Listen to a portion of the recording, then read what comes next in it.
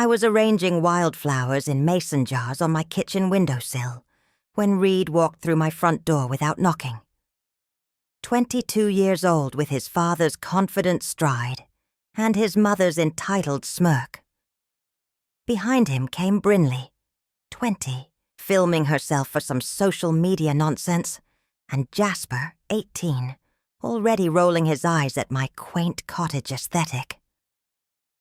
They'd driven up from Boston in Reed's BMW to spend the weekend with their adorably analog grandmother, who still made her own jam and wore reading glasses on a chain. What they didn't know was that the woman puttering around this modest Maine farmhouse had built a $40 million empire from a converted barn. But why would 3 privileged kids from private schools suspect their quiet grandma of being anything more than charmingly old-fashioned? What happens when entitled grandchildren discover their simple grandmother is actually a business mogul who's been hiding her success for decades? Before we jump back in, tell us where you're tuning in from. And if this story touches you, make sure you're subscribed because tomorrow I've saved something extra special for you. The morning light filtered through the lace curtains of my kitchen window, casting delicate shadows across the pine table where I sat with my coffee and the day's first crossword puzzle. At 78, I had settled into routines that brought me comfort, the kind of predictable rhythms that my grandchildren would probably call adorably quaint if they bothered to notice. My farmhouse sits on 12 acres overlooking Penobscot Bay, a property I bought 37 years ago when it was nothing more than a run-down salt box with good bones and better views.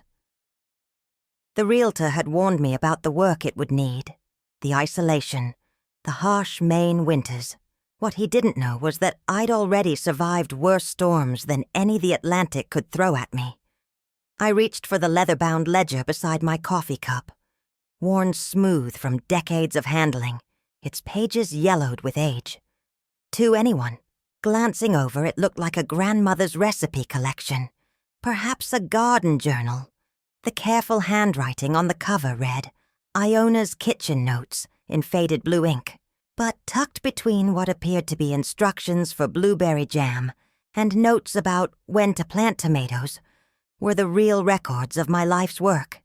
Profit margins, supplier contracts, employee retention rates, and expansion plans for the 12 manufacturing facilities I owned across New England Ecomer Industries. My company, built from nothing in the converted barn that still stood behind this house, weathered silver now, but still sturdy, still productive. The phone rang, interrupting my morning arithmetic. Lucy's voice, bright and familiar after 53 years of friendship. Morning, Iona.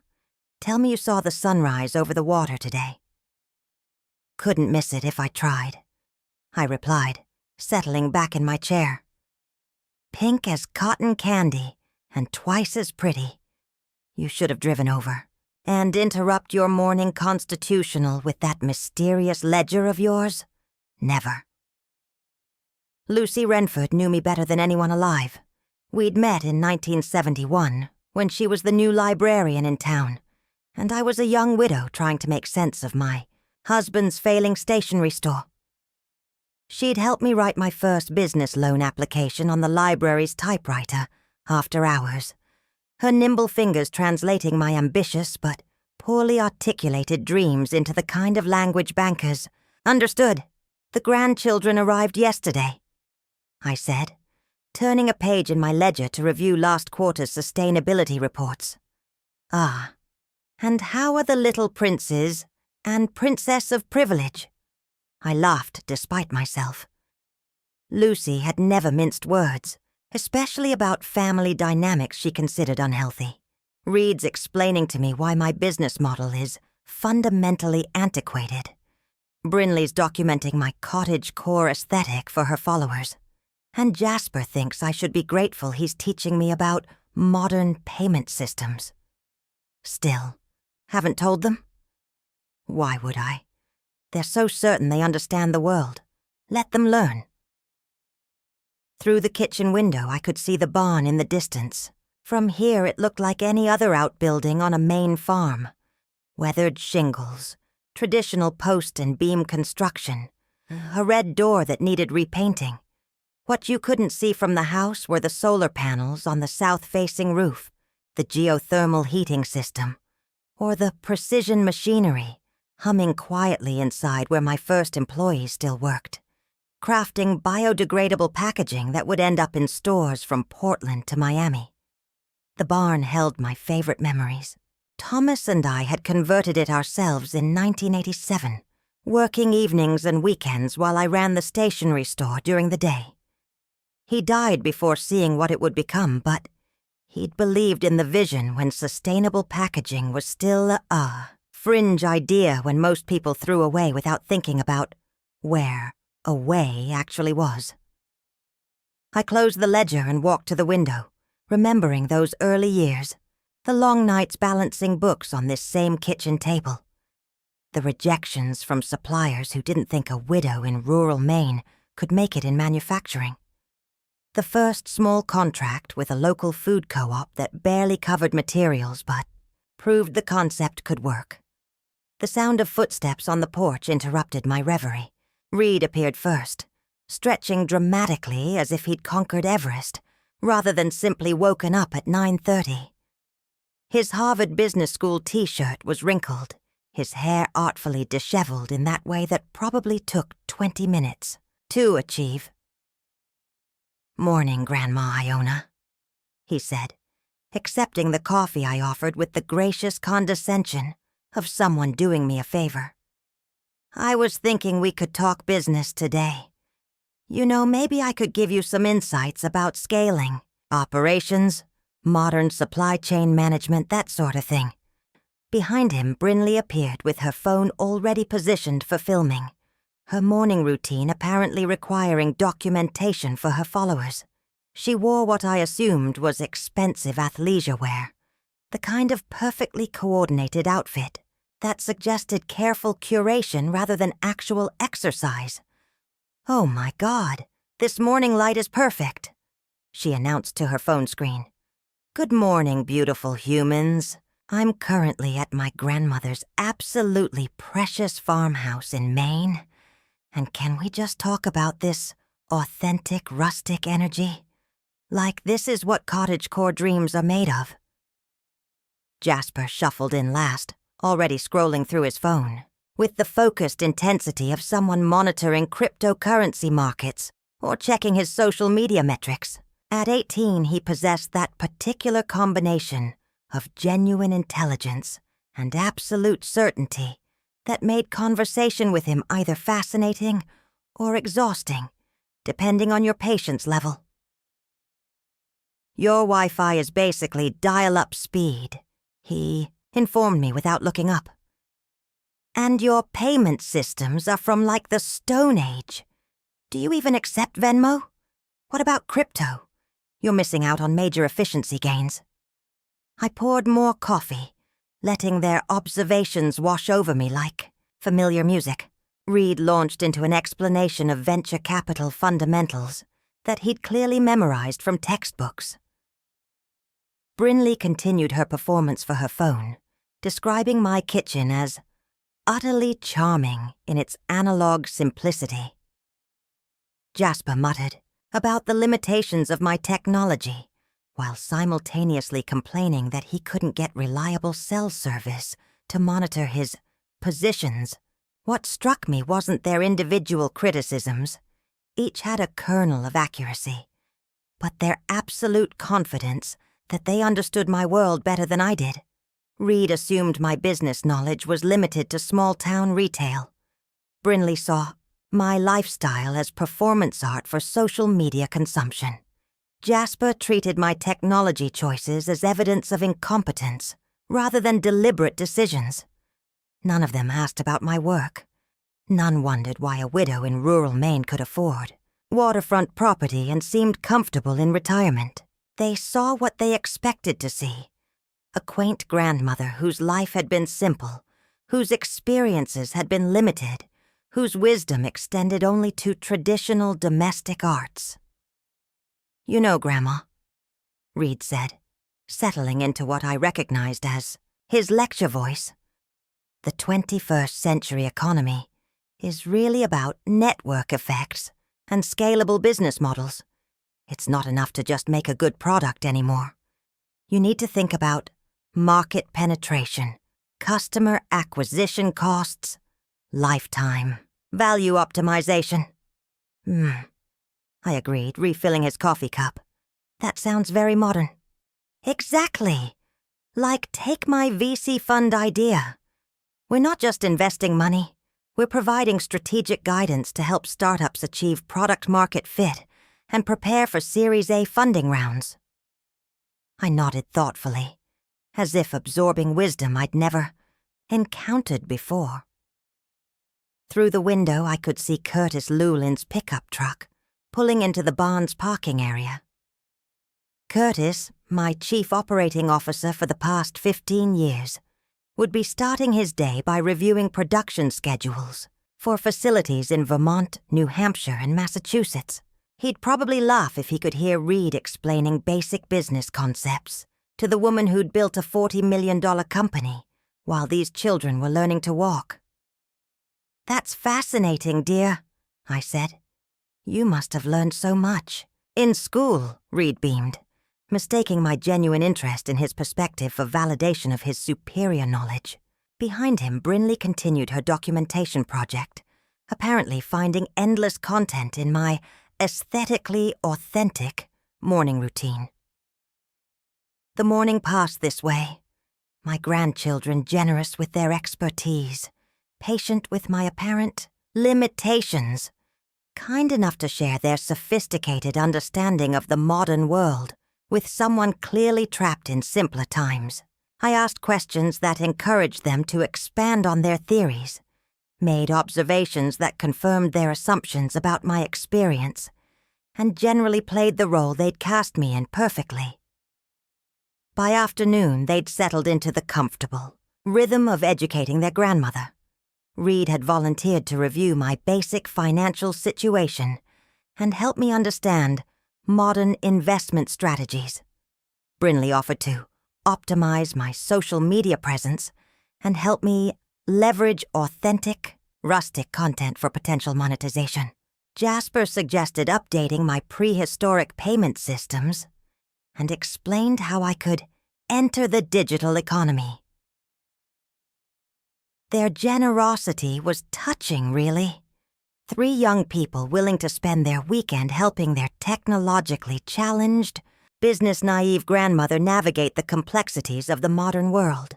The fact that they were currently unemployed, financially dependent on trust funds, and living with their parents didn't seem to diminish their confidence in their advisory capabilities.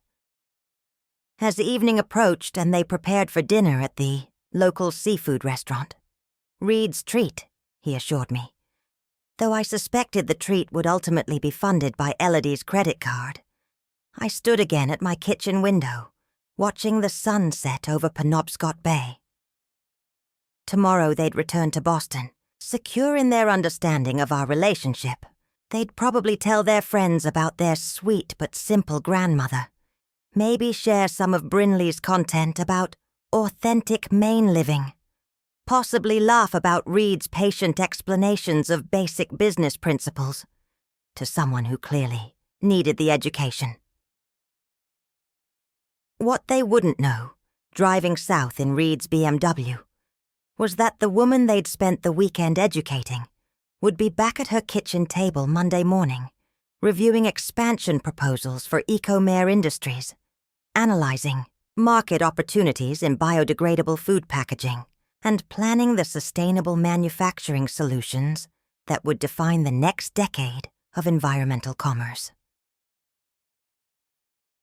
I opened my ledger one more time before bed, running my finger down columns of figures that represented not just profit and loss, but jobs created, communities supported, and environmental impact reduced.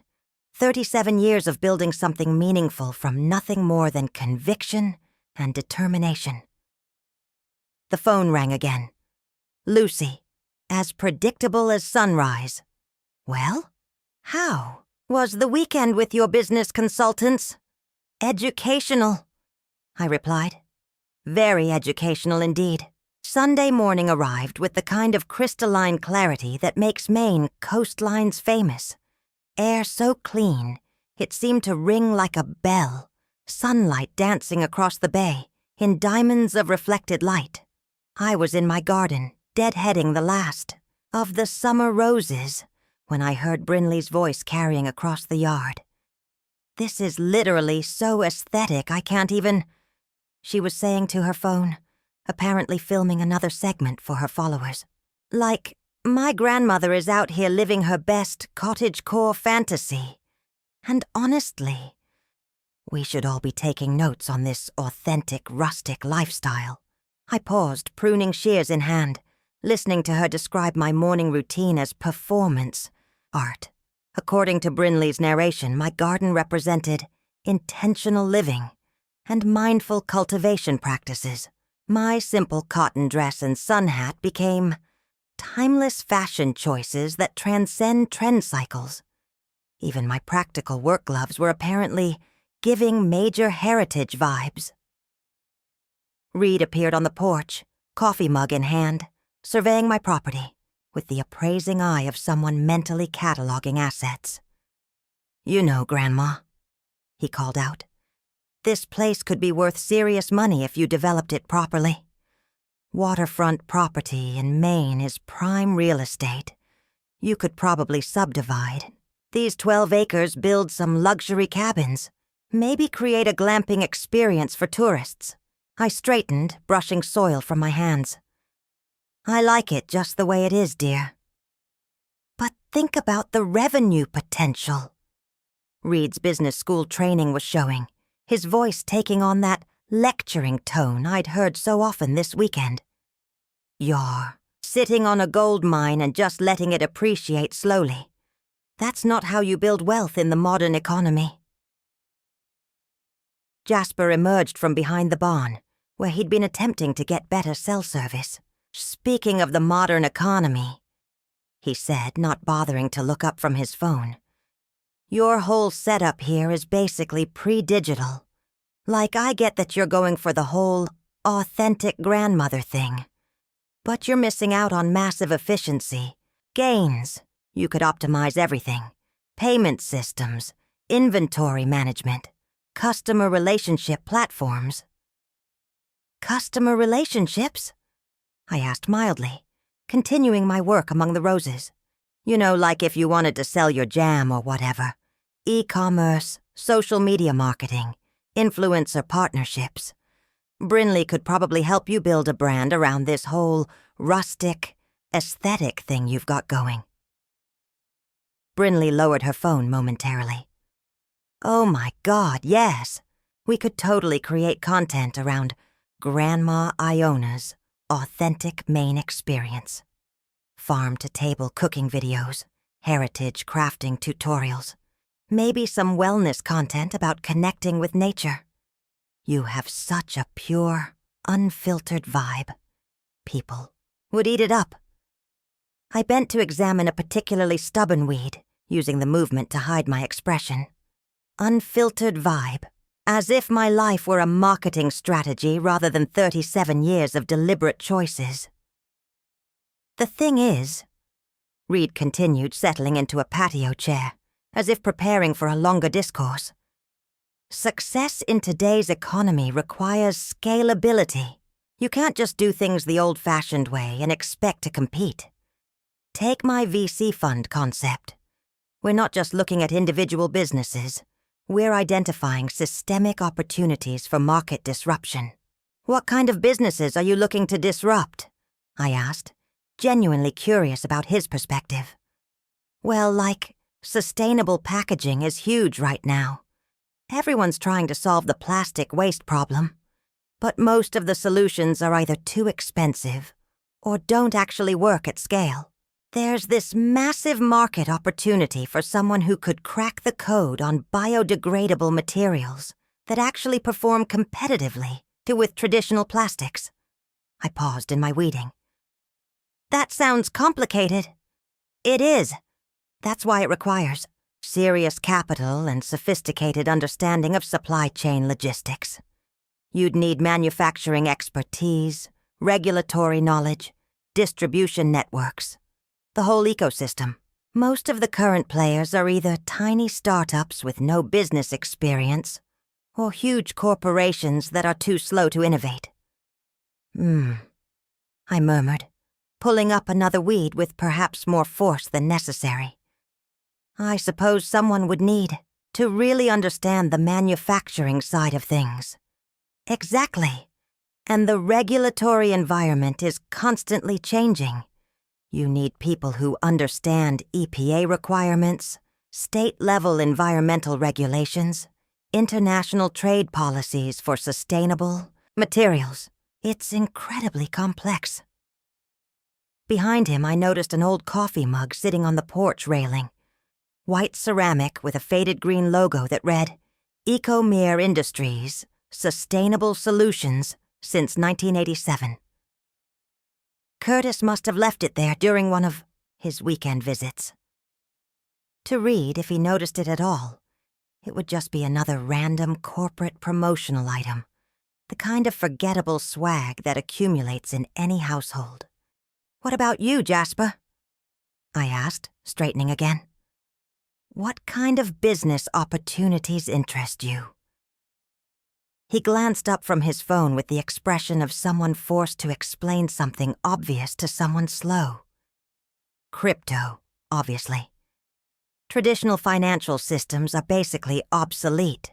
Blockchain technology is revolutionizing everything. Payments, contracts, supply chain tracking, identity verification. The problem is, most older people don't understand the technical infrastructure required to implement these solutions effectively.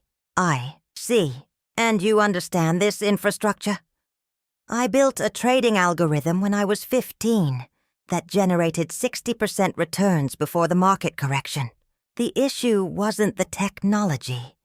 It was external factors beyond my control. But the underlying principles are sound. Brinley had resumed filming, apparently capturing what she described as intergenerational knowledge sharing in an authentic rural setting. Her commentary painted our conversation as a heartwarming exchange where wise young people patiently shared their expertise with a beloved elder eager to learn about the modern world. The sweet thing about my grandmother, she said to her camera, is how genuinely curious she is about new ideas. Like, she's not defensive about not understanding business or technology. She just wants to learn. It's actually kind of inspiring how open-minded she stays, despite being from a completely different generation. The condescension was so casual, so unconscious that it took my breath away for a moment. Not defensive about not understanding business, as if my questions came from ignorance rather than genuine interest in their perspectives. As if my $40 million company were invisible, my 3 decades of manufacturing experience irrelevant, my understanding of sustainable packaging markets non-existent. Reed was still explaining venture capital fundamentals, apparently assuming my silence indicated rapt attention rather than quiet amazement at his confidence. The key is identifying market inefficiencies before they become obvious to everyone else. Like right now, everyone's talking about sustainability, but most people don't understand the actual economics of environmental solutions. They think you can just decide to be green and it'll work out. But real sustainability requires sophisticated financial modeling and operational expertise. You're absolutely right, I said softly. Real sustainability is much more complicated than most people realize. Exactly. It's not enough to have good intentions. You need to understand cost structures, regulatory compliance, market positioning, all the stuff they don't teach in environmental studies classes. I nodded thoughtfully, as if absorbing this wisdom for the first time. Around us, my property stretched toward the bay. 12 acres that I'd paid for with profits from sustainable packaging before Reed was born, maintained with revenue from manufacturing facilities he'd never heard of, enhanced with environmental systems he was currently explaining to me as if they were revelatory concepts. The moment crystallized then, sharp and clear as the morning air. I could tell them. I could walk them to the barn, show them the manufacturing floor, introduce them to Curtis and the 12 employees who'd worked here since the beginning. I could pull out financial statements, awards from environmental organizations, letters from customers whose businesses had grown alongside mine. But watching them, Reed lecturing about markets I'd helped create, Brinley documenting my life as quaint performance, Jasper dismissing systems I'd deliberately chosen, I realized something important. They weren't ready to learn from revelation. They were too invested in their assumptions, too comfortable with their superior position, too certain they understood the world and my place in it. Sometimes the most profound education comes not from being told the truth, but from discovering it yourself through consequences. Sometimes respect can't be given. It has to be earned through experience.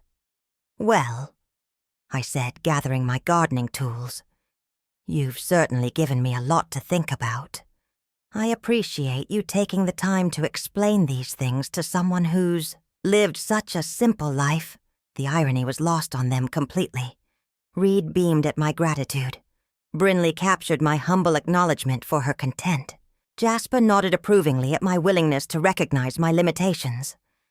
As they prepared to leave that afternoon, loading their weekend bags into Reed's BMW, I stood on my porch, waving goodbye, with the warm smile of a grandmother, grateful for their visit. What they couldn't see was the decision forming in my mind. Patient, quiet, and absolutely certain. Let them learn the hard way. Let life teach them what words couldn't. Let them discover, in their own time and through their own struggles, what assumptions cost and what respect really means. The universe, I suspected, would provide the curriculum soon enough. Telling and preparing this story took us a lot of time, so if you're enjoying it, subscribe to our channel. It means a lot to us. Now back to the story. 3 months after that weekend in Maine, the first cracks began to show. I was sitting at my kitchen table on a Tuesday morning in late October, reviewing quarterly reports from our Vermont facility, when my daughter Elodie called. Her voice carried that particular strain that comes from trying to sound casual while delivering devastating news. "Mother, I hope you're sitting down," she began, though she'd never called me mother, unless she was either very angry or very scared. "Richard's firm is... well, they're having some difficulties. Richard, my son-in-law, had built his wealth management company on the kind of aggressive growth strategies that looked brilliant during bull markets and catastrophic during corrections. For 15 years, his clients' portfolios had grown steadily, funding the lifestyle that allowed my grandchildren to attend private schools, drive luxury cars, and assume that financial security was a birthright rather than an achievement. "What kind of difficulties?" I asked, though I'd been watching the economic indicators for months. The sustainable packaging industry often served as an early warning system for broader economic trends. When companies started cutting costs, they examined every expense, including the premium they paid for environmentally responsible materials. Several major clients pulled their investments. Something about concerns over Richard's exposure to high-risk sectors. The SEC is asking questions about some of his fund structures. Elodie's voice wavered slightly. "We might need to make some adjustments to the children's support arrangements. Support arrangements." Such delicate language for the trust funds that had been financing Reed's venture capital dreams, Brinley's influencer lifestyle, and Jasper's cryptocurrency experiments. "How are the children handling it?" I asked, genuinely concerned, despite everything. "They don't know yet. Richard thinks we can weather this without affecting their situations, but..." She trailed off, and I could hear her moving around what I assumed was their Beacon Hill townhouse, probably pacing the Persian rugs that had cost more than most people's annual salaries. "But you're not sure?" "I'm terrified, Mother. The children have never had to actually work, really work. Reed talks about business all the time, but he's never held a job that wasn't an internship arranged through family connections. Brinley makes some money from her social media, but it's nothing compared to what she spends. And Jasper, well, his investment strategies haven't exactly panned out." I set down my coffee cup, looking out at the barn where Curtis was likely reviewing our latest sustainability certifications. Ecomere Industries had weathered 3 major recessions by maintaining conservative debt ratios, diversified revenue streams, and what my grandchildren would probably call old-fashioned business practices. We'd grown steadily rather than aggressively, built reserves rather than maximizing leverage, and focused on long-term value rather than quarterly performance. "They're resilient," I said finally. "Smarter than they know. They'll figure it out. Will they? They've never faced real consequences for anything. Every mistake has been cushioned by money, every failure softened by privilege. What happens when that safety net disappears? What happens, I thought, is that they discover who they really are underneath the assumptions and entitlements. What happens is they learn what their grandmother already knew about building something meaningful from nothing." The phone call ended with Elodie promising to keep me informed, her voice still carrying that edge of barely controlled panic. I returned to my quarterly reports, but found myself distracted by a photograph tucked into the folder. A picture of our original manufacturing floor from 1989, when the converted barn housed exactly 3 employees and 1 piece of equipment that we'd bought used from a paper mill in New Hampshire. The photo showed empty space that would later house the precision machinery that now produced biodegradable food containers for restaurants from Boston to Washington, D.C. Looking at it reminded me of those early years when every decision carried existential weight, when cash flow problems meant choosing between equipment maintenance and employee wages, when failure wasn't a learning experience subsidized by family money. It was simply failure. Over the following weeks, I watched from a distance as the economic reality began affecting my grandchildren's lives. Reed called first, his usual confidence notably absent. "Grandma Iona, I'm wondering if we could talk about something. You know, how I've been developing this VC fund concept. Well, some of my potential investors are reassessing their portfolio allocations due to market conditions." "I see. And what does that mean for your plans?" "It means I might need to consider some alternative approaches to launching my career in venture capital. Maybe take on some consulting work or find a position at an established firm while I build my network." What it really meant, I knew, was that his trust fund distributions had been suspended, and he was facing the possibility of actual employment for the first time in his life. But Reed, to his credit, was trying to frame this setback as a strategic pivot rather than an admission of vulnerability. "That sounds very practical," I said. "Sometimes the best education comes from working within existing structures before trying to create new ones." "Exactly. I mean, this is probably better for my long-term development anyway. Getting some real-world experience, learning how established firms operate, building relationships with industry professionals." His optimism was touching, if somewhat naive. The financial services industry was contracting, not expanding. Firms were eliminating positions, not creating new ones for recent graduates whose primary qualification was an MBA and ambitious theories about market disruption. Brinley's call came a week later, her usually animated voice subdued.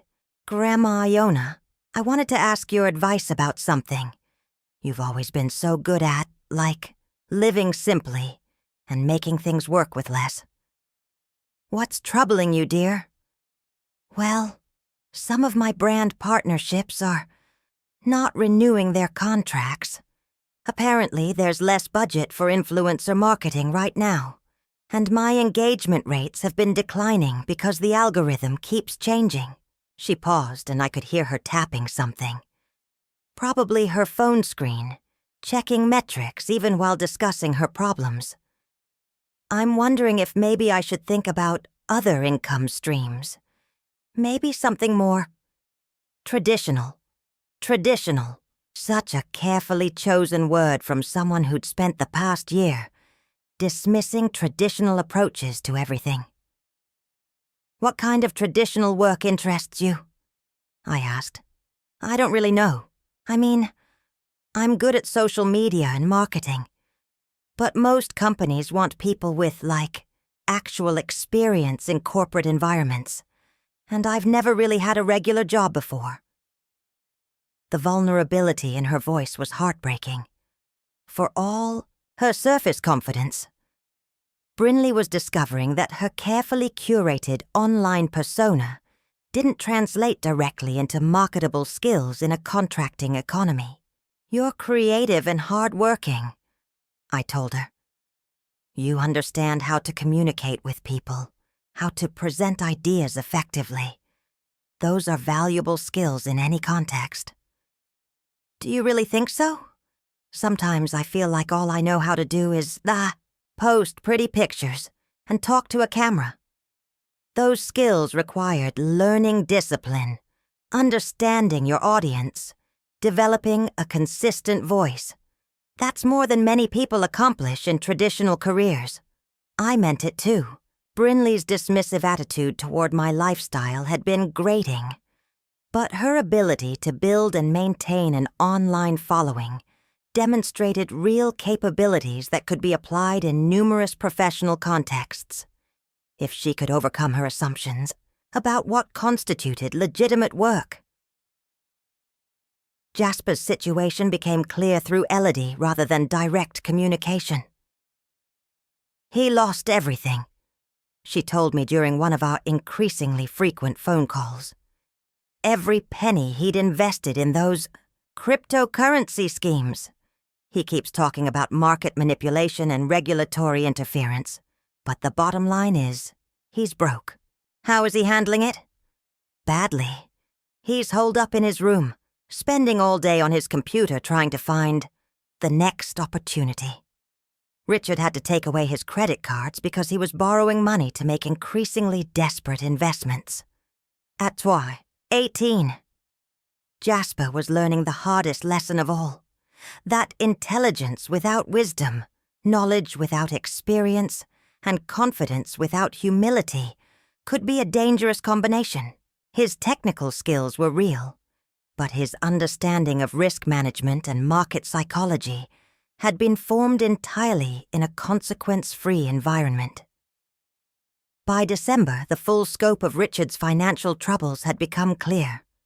The SEC investigation had expanded, major clients had withdrawn their assets, and the firm was facing potential bankruptcy. The townhouse would need to be sold, staff reduced to essential personnel, and all non-essential expenses eliminated, including, inevitably, the trust fund distributions that had been supporting my grandchildren's independent lifestyles. They're going to have to move back home, Elodie told me during a particularly difficult conversation. All three of them. Reed's lease is up in January, and he can't afford to renew it. Brinley's brand partnership income has dropped to almost nothing. And Jasper has learned that day trading isn't actually a sustainable career strategy. How are they taking it? Reed is still trying to spin it as a temporary setback.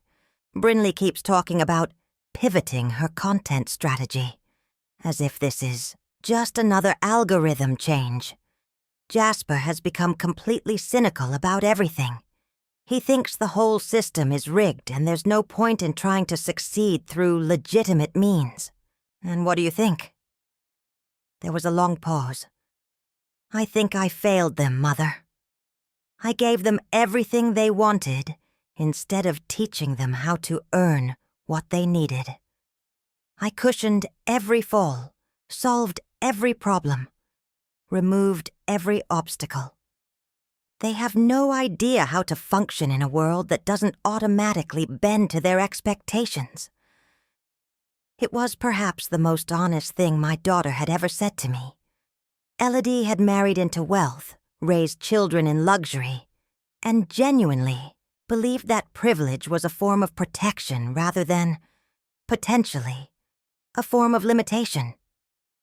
They're not lost, I said gently. They're just discovering skills they didn't know they needed. But what if they can't? What if they're too old to learn resilience, too set in their expectations to adapt to reality? I looked again at the photograph of my empty barn, remembering those early years when everything was uncertain, except my determination to build something meaningful. People are capable of more than they know, I said. Sometimes they just need the right circumstances to discover it. Christmas approached with unusual quiet in our family. The elaborate celebrations of previous years, catered dinners, expensive gifts, exotic vacation plans, were replaced by something more modest and, frankly, more genuine. When my grandchildren arrived for the holiday, they carried themselves differently. Reed's swagger had been replaced by something that looked like uncertainty.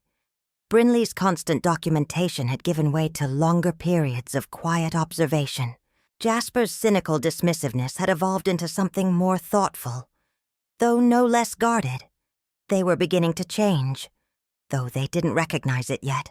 The process of losing their assumptions was painful, but it was also creating space for them to discover who they might become when their identities weren't built on financial privilege and theoretical knowledge. Sitting around my kitchen table, on Christmas Eve, sharing a simple dinner I'd prepared myself, I saw glimmers of the people they could become. Reed asked thoughtful questions about my life, rather than offering unsolicited business advice. Brinley put her phone away for hours at a time, engaging in actual conversation. Jasper showed genuine curiosity about how things worked rather than immediate judgment about their inadequacy. The economic downturn that had stripped away their financial security was also stripping away the barriers to real relationship, authentic growth, and meaningful contribution. They were losing their old selves to discover their better selves. Soon, I knew, they would need real work, real challenges, real opportunities to prove their worth through action rather than assumption. And when that time came, I would be ready, with exactly what they needed, even if they didn't know it yet. By March, desperation had begun to seep into my grandchildren's voices during our phone calls. The careful optimism of their initial setbacks had given way to something raw, more honest. Reed was the first to crack. "Grandma Iona," he said during a Tuesday afternoon call, his voice carrying none of its usual confidence. "I've been thinking about what you said at Christmas, about how real experience teaches things that theory can't. I'm wondering if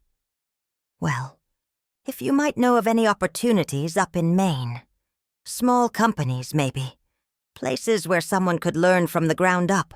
I was sitting in my office, a converted bedroom upstairs that overlooked the barn, reviewing employee retention reports. Curtis had just delivered our first quarter numbers, and they were strong despite the broader economic uncertainty. Companies were actually increasing their orders for sustainable packaging as they sought to cut costs in other areas while maintaining their environmental commitments. "What kind of opportunities interest you?" I asked, opening the desk drawer where I kept a collection of employee ID badges spanning 37 years of business. The earliest ones were simple plastic rectangles with handwritten names. The newest featured sophisticated security chips and photo identification. Hundreds of people had worked for Eco-Mare Industries over the decades, many starting as entry-level employees and growing into management positions as the company expanded. Honestly, anything. I mean anything legitimate. I've been applying for positions in Boston for 4 months, and either I'm overqualified because of my MBA or underqualified because I don't have actual work experience. It's like there's this catch-22 where you need experience to get experience.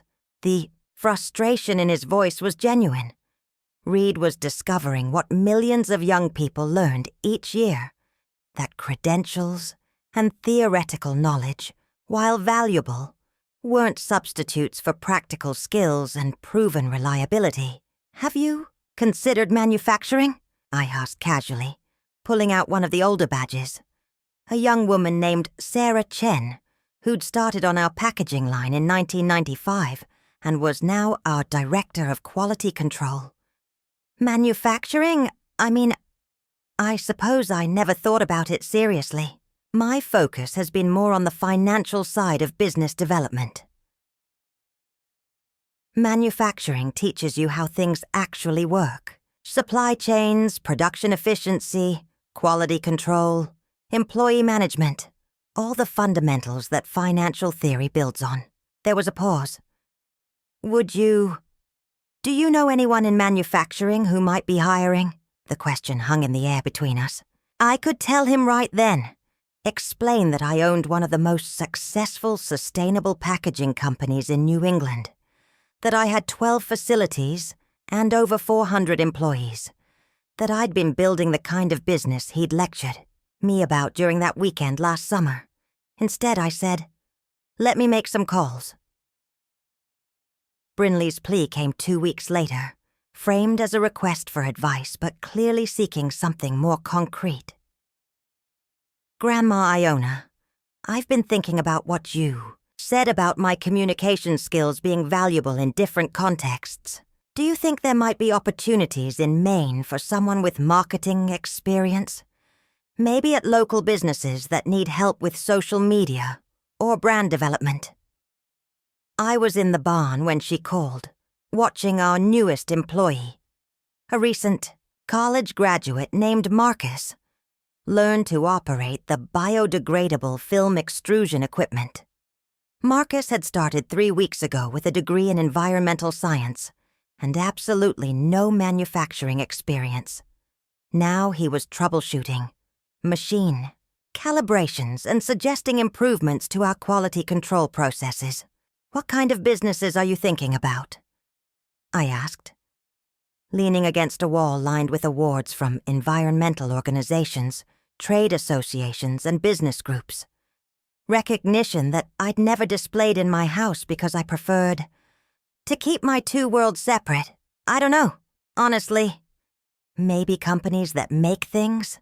I've been researching sustainable business practices, and apparently there's this whole industry focused on environmental solutions. Packaging companies, renewable energy firms, organic food producers. They probably need help explaining their work to customers in accessible ways. The irony was almost overwhelming. Brinley was describing exactly the kind of work my company had been doing for decades, the marketing challenges we faced in educating customers about biodegradable alternatives to traditional packaging, the communication strategies we used to explain complex environmental benefits in simple, compelling terms. "That's a very insightful observation," I said. "Environmental companies often struggle with public communication. They understand the technical aspects of their work, but they need help at translating that knowledge for broader audiences." "Exactly," And I think my experience with social media could be really valuable in helping them reach younger consumers who care about sustainability, but might not understand the options available to them.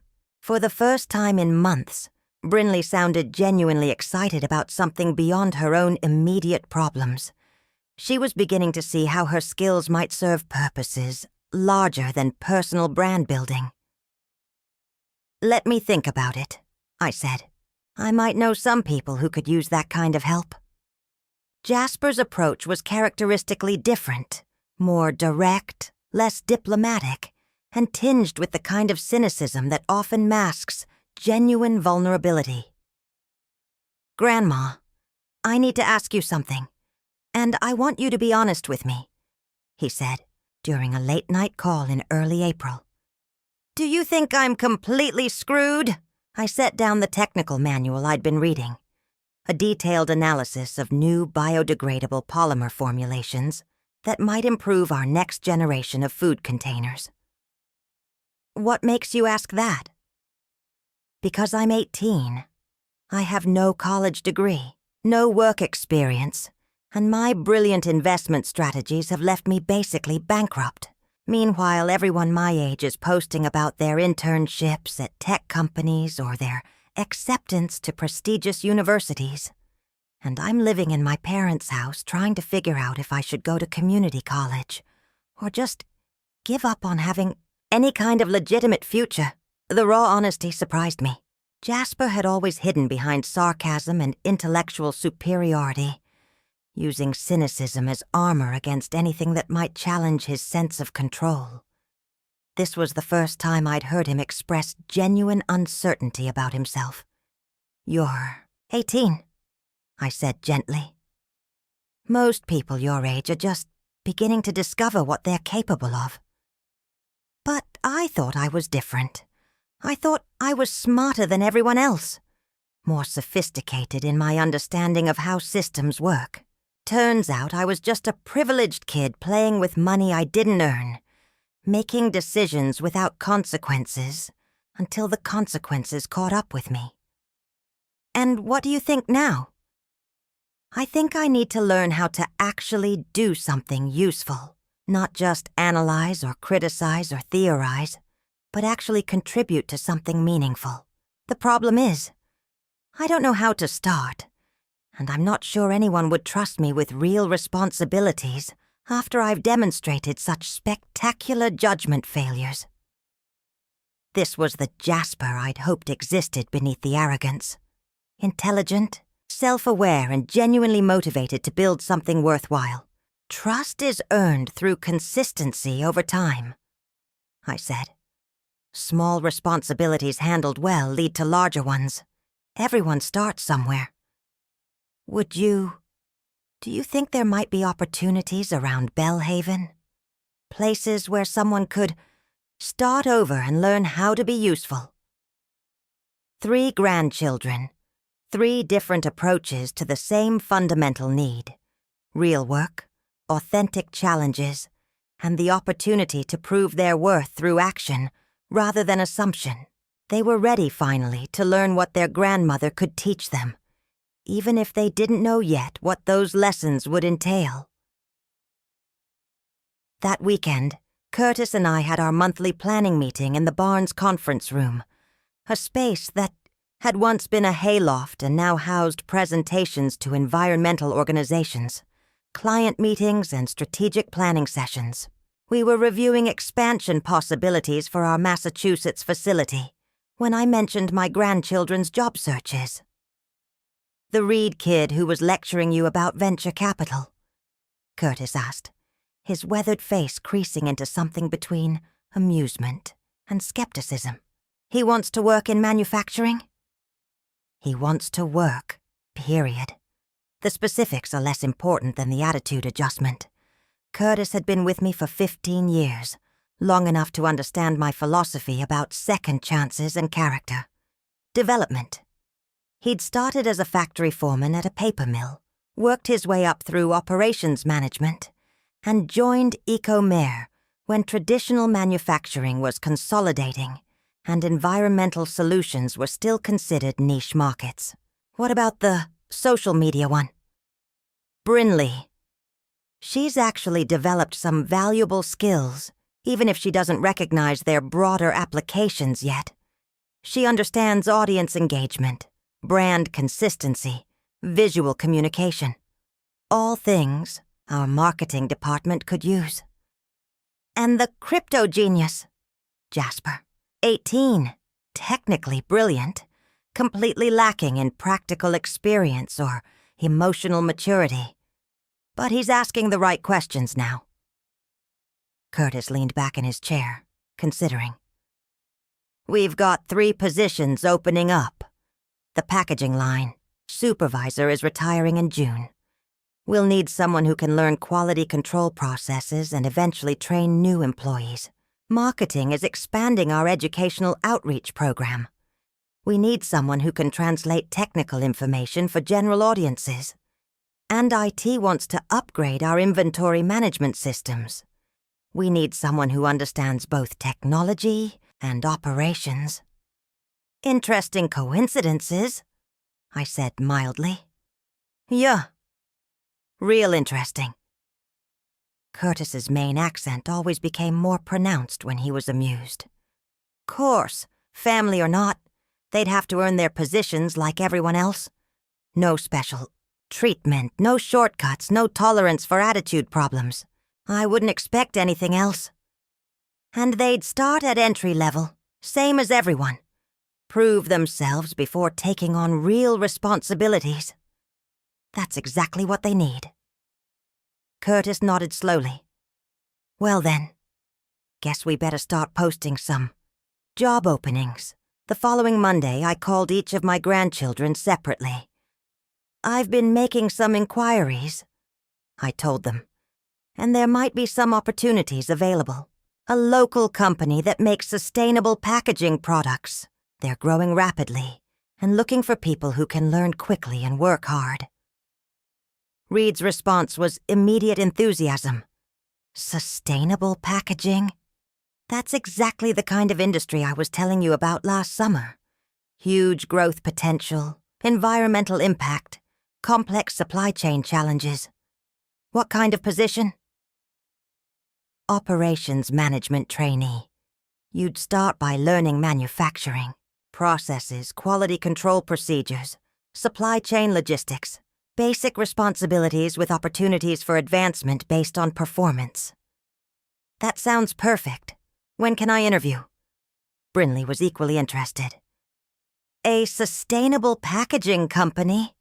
Oh my God, that's so aligned with what I've been thinking about. Environmental messaging is exactly what I want to focus on. What would I be doing? Marketing communications, helping customers understand environmental benefits, developing educational materials, managing social media presence for B2B audiences. Different from influencer work, but using similar skills in service of company goals, rather than personal brand building. I love it. This could be exactly what I need to prove that my experience has real value. Jasper's response was more cautious but equally committed. You think they'd consider someone with my track record? I mean, my recent performance hasn't exactly been stellar.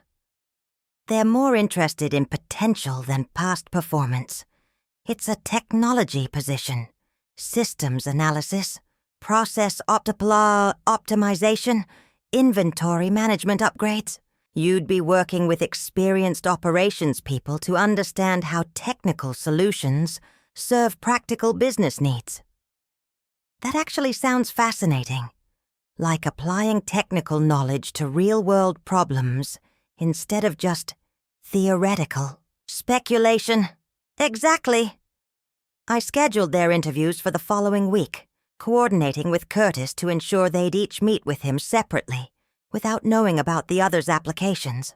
It seemed important that they each approach this opportunity individually, without the group dynamics that had characterized their previous visit to Maine. As I hung up from the final call, I felt a familiar mixture of anticipation and uncertainty that I remembered from the early days of Eco-Mare Industries. You could provide opportunities, create conditions for success, and offer guidance. But ultimately, people had to choose their own paths and take responsibility for their own growth.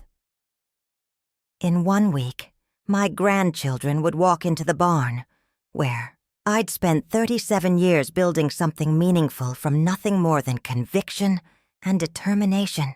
They'd meet Curtis, tour the facilities, and interview for positions they thought would be their first real jobs.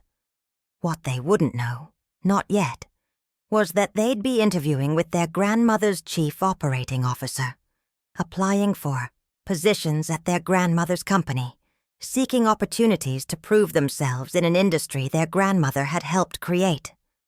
The truth would come eventually, but first, they needed to demonstrate that they could earn what their grandmother had built, rather than simply inherit what they'd never learned to value.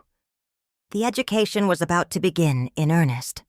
The barn smelled like possibility, not hay or horses, as the grandkids might have expected, but the warm tang of precision machines, earth-friendly solvents, and clean pine wood.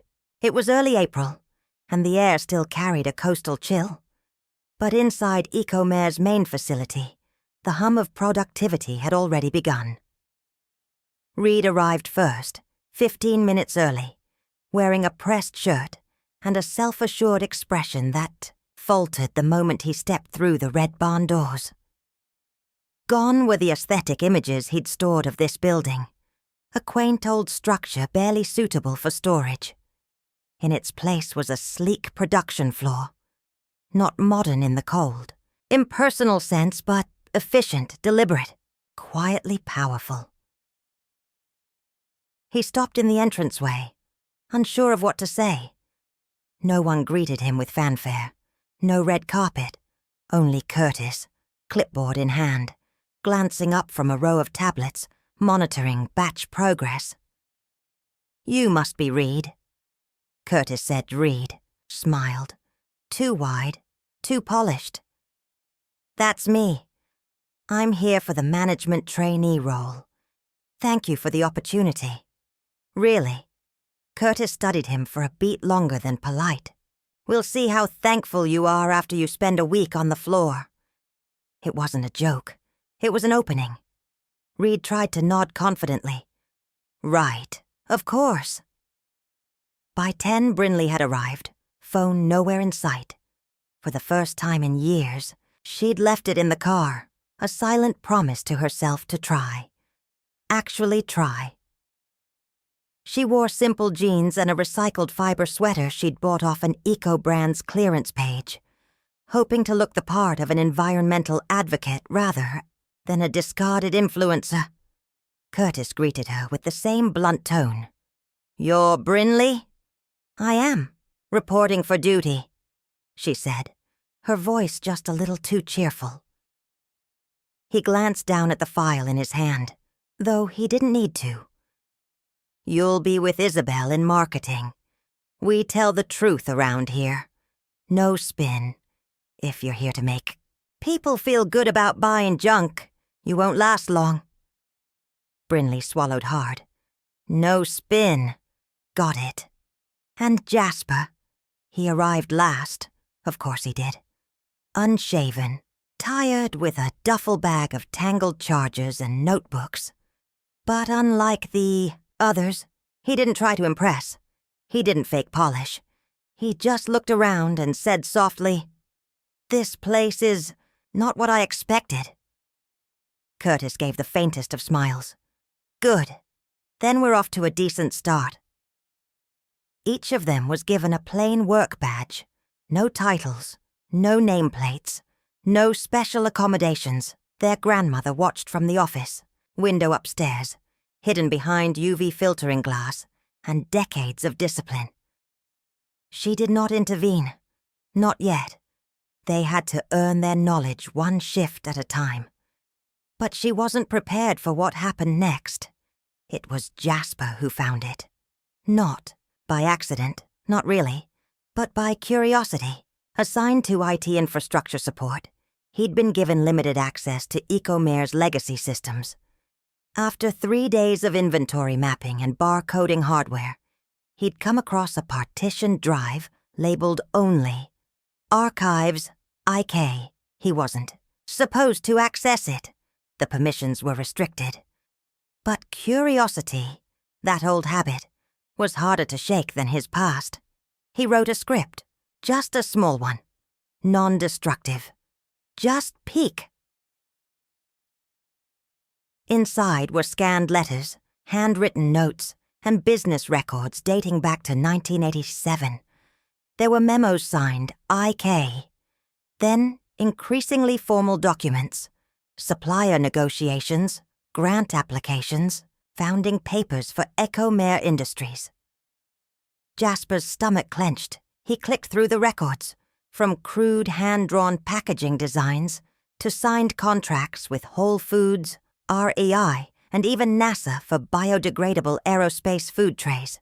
And on every signature line, Iona Kathleen Bellamy, his grandmother. She hadn't just helped build the company. She was the company. The blood drained from his face. His hands shook. He pushed away from the terminal and stumbled out of the office, barely registering Curtis's shout from across the floor. Outside, the April air hit him like ice. He leaned against the siding of the barn and breathed, hard and shallow. She'd built it. All of it. From the dirt and rot of grief, from the crumbling corners of a failed stationery store, and the death of her husband. He thought of her soft, hands in gardening gloves, her quiet nods as they had explained business to her, with such arrogant certainty. He wanted to throw up. He didn't go back inside. Instead, he walked, blindly, to the house. The kitchen door was open. She was making jam, just like always. "You lied," he said, voice cracking. She didn't look up. "No," she said gently. "I waited." Jasper sat at the kitchen table, fingers locked together, tightly as if holding something broken in place. His grandmother poured tea, not with ceremony or symbolism, but with practiced simplicity. Jasmine steeped for precisely 3 minutes, no sugar. It had been his favorite as a child. Something he'd forgotten until the scent hit him. "You were never going to tell us," he said, more a statement than a question. "Not until you were ready to ask the right questions," Iona replied, placing the mug in front of him. "Not until it mattered to you. Not to your image." His mouth worked open, then closed again. "Does Reed know?" "No." "And Brinley?" She shook her head. "But you'll tell them." "Why me?" "Because you're the first one who went looking for truth instead of validation." The silence between them was a living thing. Heavy, expectant. "You built Ecomare," he said, still trying to process. "You, not some founding committee or inherited business. You started it yourself."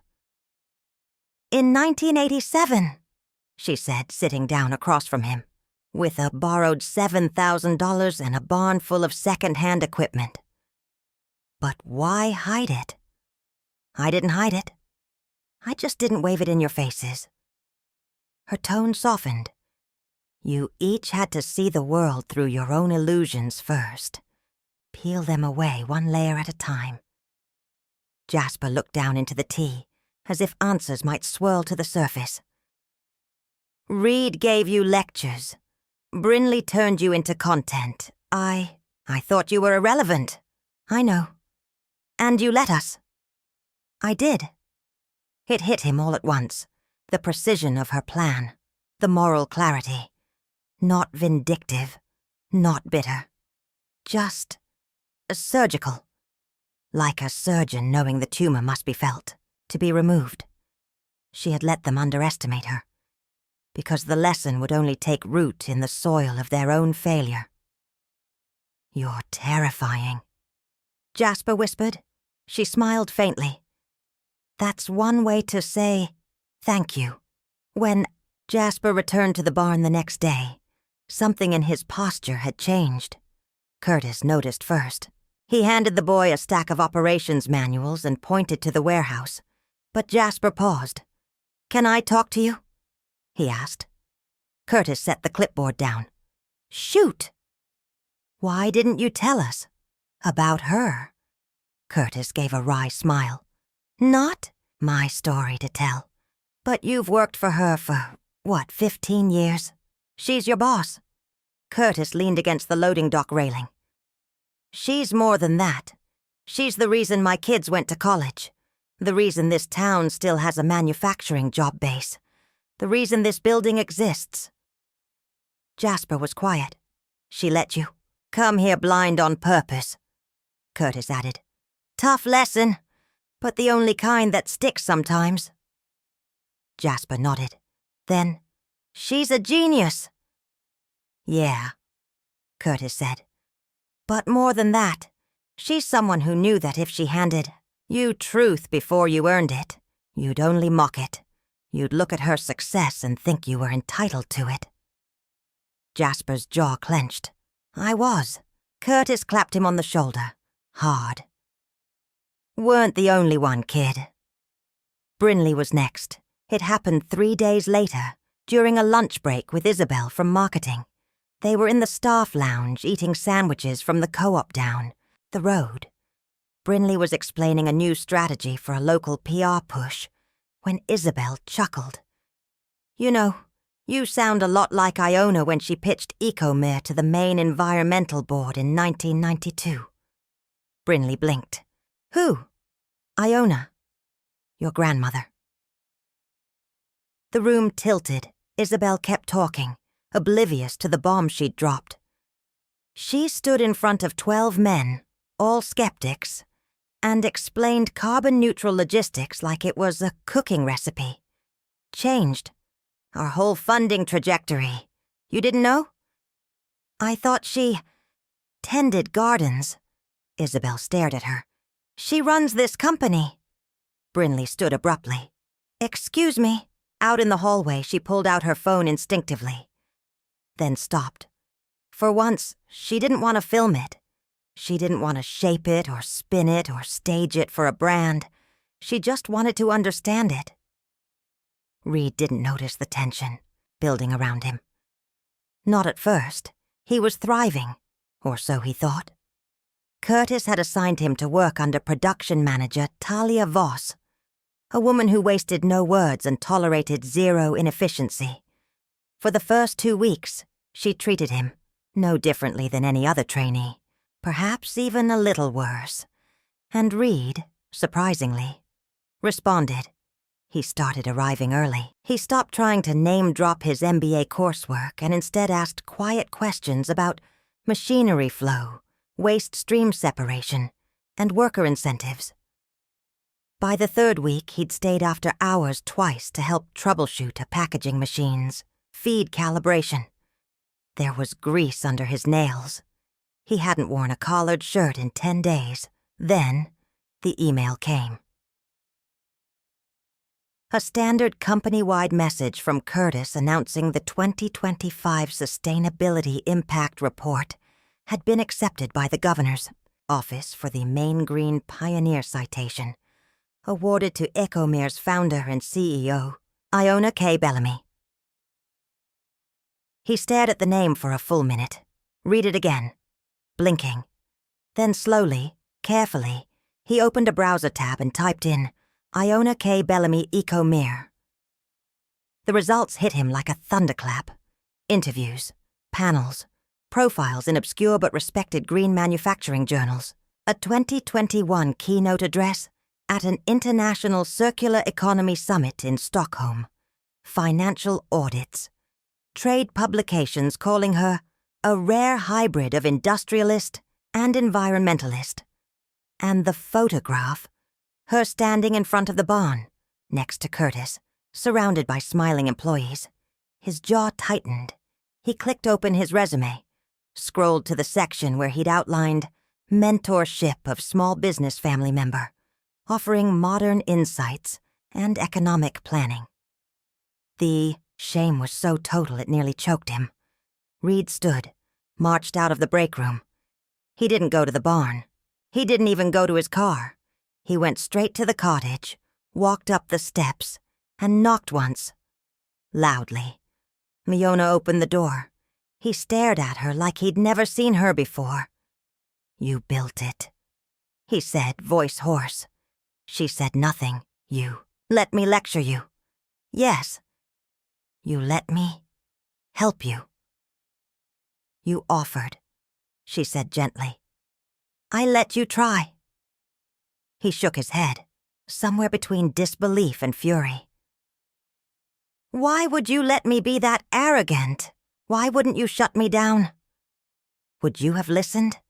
He looked away. "No," she answered for him. "You wouldn't have. You needed to fail on your own terms before you could hear me on mine." He started, then stopped. "You don't understand. I've spent years preparing to become someone important, thinking I was someone important." "You are," she said simply. "You just haven't earned it yet." He sat down hard on her porch steps, head in his hands. "Everything I've done has been pretend." "No," Iona said. "It was practice. But now, you're ready for the real thing." He looked up, and for the first time in a long time, Reed Bellamy truly listened. The next morning, the first news alert hit at 5:42 a.m. Ecoma Facility 7, Vermont. Fire reported overnight. Curtis saw it first. Within minutes, he was on the phone with emergency responders. By 6:30, they had confirmation. An electrical surge had caused an equipment fire. The facility's sprinkler system had failed to fully contain it. No injuries, thank God. But the line was down. Damage was significant. Potential contamination of the surrounding soil was being evaluated. Iona called a crisis meeting by 7:15 a.m. All department heads were assembled in the barn conference room. Jasper, Brinley, and Reed were there too. Not as bystanders, but as participants. No one questioned their presence. Curtis paced slowly as the call came in from the Vermont operations manager. Damage estimates, supply delays, regulatory inspections. A likely PR backlash once the environmental boards caught wind. Brinley was the first to speak. "We have to be proactive, control the message, own the mistake, and lead with transparency," Reed added. "We need to analyze redistribution capacity across the other 11 facilities. We can't afford a service outage. If our lead times drop below SLA, clients will jump." Jasper, surprisingly calm, said, "I can build a temporary data bridge for rerouting logistics. If we connect inventory systems and set regional priorities, we can optimize on-hand stock while Facility 7 is down." Curtis looked at them. Really looked, then turned to Iona. She nodded. "Let's get to work," Curtis said. The meeting lasted 3 hours. The Vermont crisis wasn't existential, not yet. But it was a stress test, an accelerant, a forge. That evening, Iona sat on her porch, watching the sun bleed over the bay. The grandkids sat with her, not speaking much. The truth was out, the stakes were raised, and for the first time, the three of them knew the weight of what they were carrying. Not legacy, not wealth, responsibility. The Vermont fire had opened a door that couldn't be closed. What had initially felt like a family experiment, 3 lost young adults trying to rebuild their dignity in the shadow of their grandmother's quiet empire, became something heavier. Ecomare was reeling. While insurance would cover physical damages, the bigger hit came from client uncertainty. Contracts stalled. The board of directors, once happy to remain hands-off in the face of Iona's consistent performance, began whispering. Curtis noticed the change in mood first. You've built the trust of our buyers for decades, he told Iona during one late-night call. But we're in a market that smells blood fast. Sustainability or not, no one wants to rely on a vulnerable supply chain. Iona remained calm, but she was watching carefully. She began bringing the grandchildren into meetings. Real ones. Finance updates. Supply chain risk assessments. PR response strategy. For the first time, Reed didn't posture. He took notes, asked sharp questions, made a call to a former classmate who now worked at a distribution software startup, and proposed a patchwork system to divert orders more efficiently. Brinley, no longer just echoing marketing mantras, rewrote Ecomere's client communication packet in one night, cutting out greenwashing fluff and replacing it with clarity, accountability, and customer empathy. Her copy landed. Customers responded. Jasper worked 18-hour days with IT. When one of the older facilities reported a server vulnerability, he flagged it, patched it, and quietly upgraded the entire inventory interface behind the scenes, not because anyone asked, but because it needed to be done. And Iona watched, still silent, still waiting. But the shape of the company, and of the family, was beginning to shift. A week after the fire, the board called an emergency meeting. Iona had expected it. Her chair role meant she still carried the vote weight. But several investors, especially those with recent stake expansions, were growing nervous. They wanted reassurance. They wanted control. Altreon Holdings had entered the picture. Multinational conglomerate that had quietly acquired 12% of Ecomere stock in the past 6 months. Iona had been aware, of course. It was legal, subtle, and technically neutral, until now. The company sent a representative to the board meeting, Amelia Chow, Vice President of Strategic Acquisitions, impeccably dressed, razor-sharp, and already too familiar with the Vermont damage report. Altreon had a proposal. Integrate Ecomere's facilities into its broader operations, centralize distribution, expand overseas manufacturing, optimize labor. It was a polite attempt to take over the company. You're vulnerable, Amelia said calmly, as if delivering a medical diagnosis. We're offering infrastructure support, financial resources, and a future that doesn't rely on outdated models. Reed flinched. Brinley's hands curled into fists beneath the conference table. Jasper's jaw locked. Iona looked around the table and then said 3 words. We're not selling. The silence after was seismic. We don't have to fight them yet, she said quietly to her grandchildren afterward. But we need to be stronger, fast, because the next time they come knocking, it won't be with an offer. It'll be with a demand. Curtis and Iona laid it out that night. The next 6 weeks would be hell, but necessary hell. They would reroute 60% of Vermont's production through facilities 3 and 9. Jasper would coordinate with logistics to maintain delivery windows. Reed would co-lead the interim operations review team, identifying cost bleed in packaging material sourcing. Brinley would launch a public transparency initiative, not to spin the fire, but to document Ecomere's comeback in real time, from inside. Own the mess, Iona said, but narrate the recovery.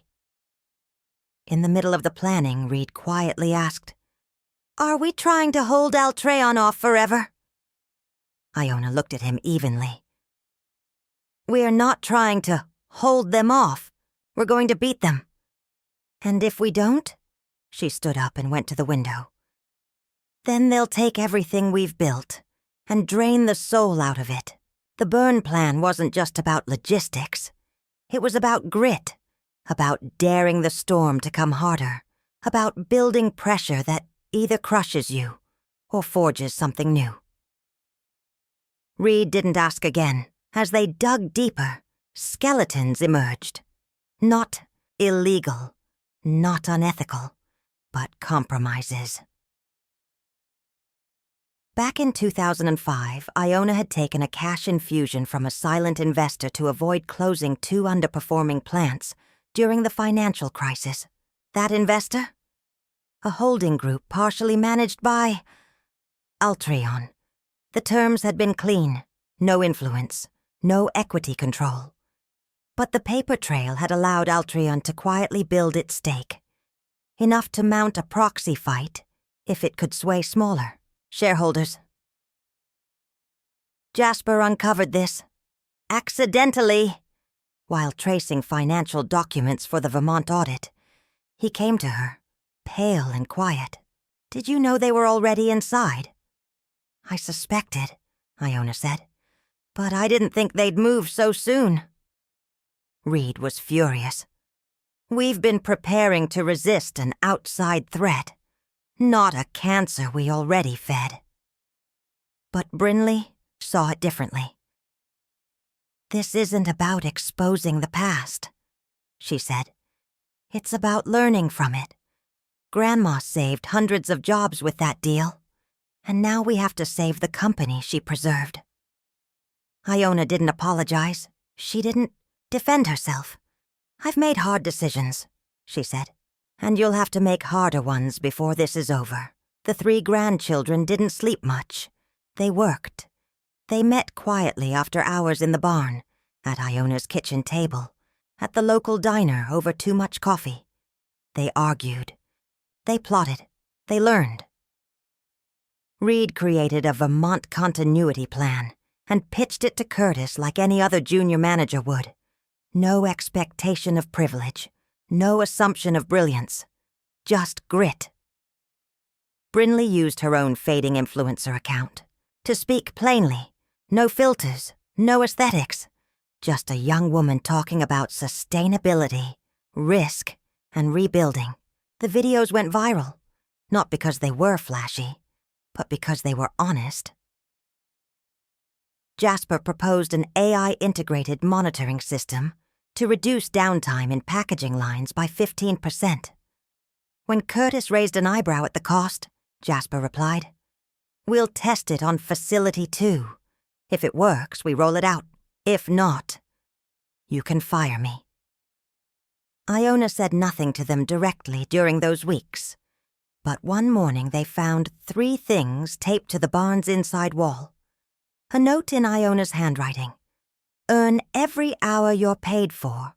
A photo of the original. Ecomer Team, 1987. 3 freshly printed ID cards. Permanent staff.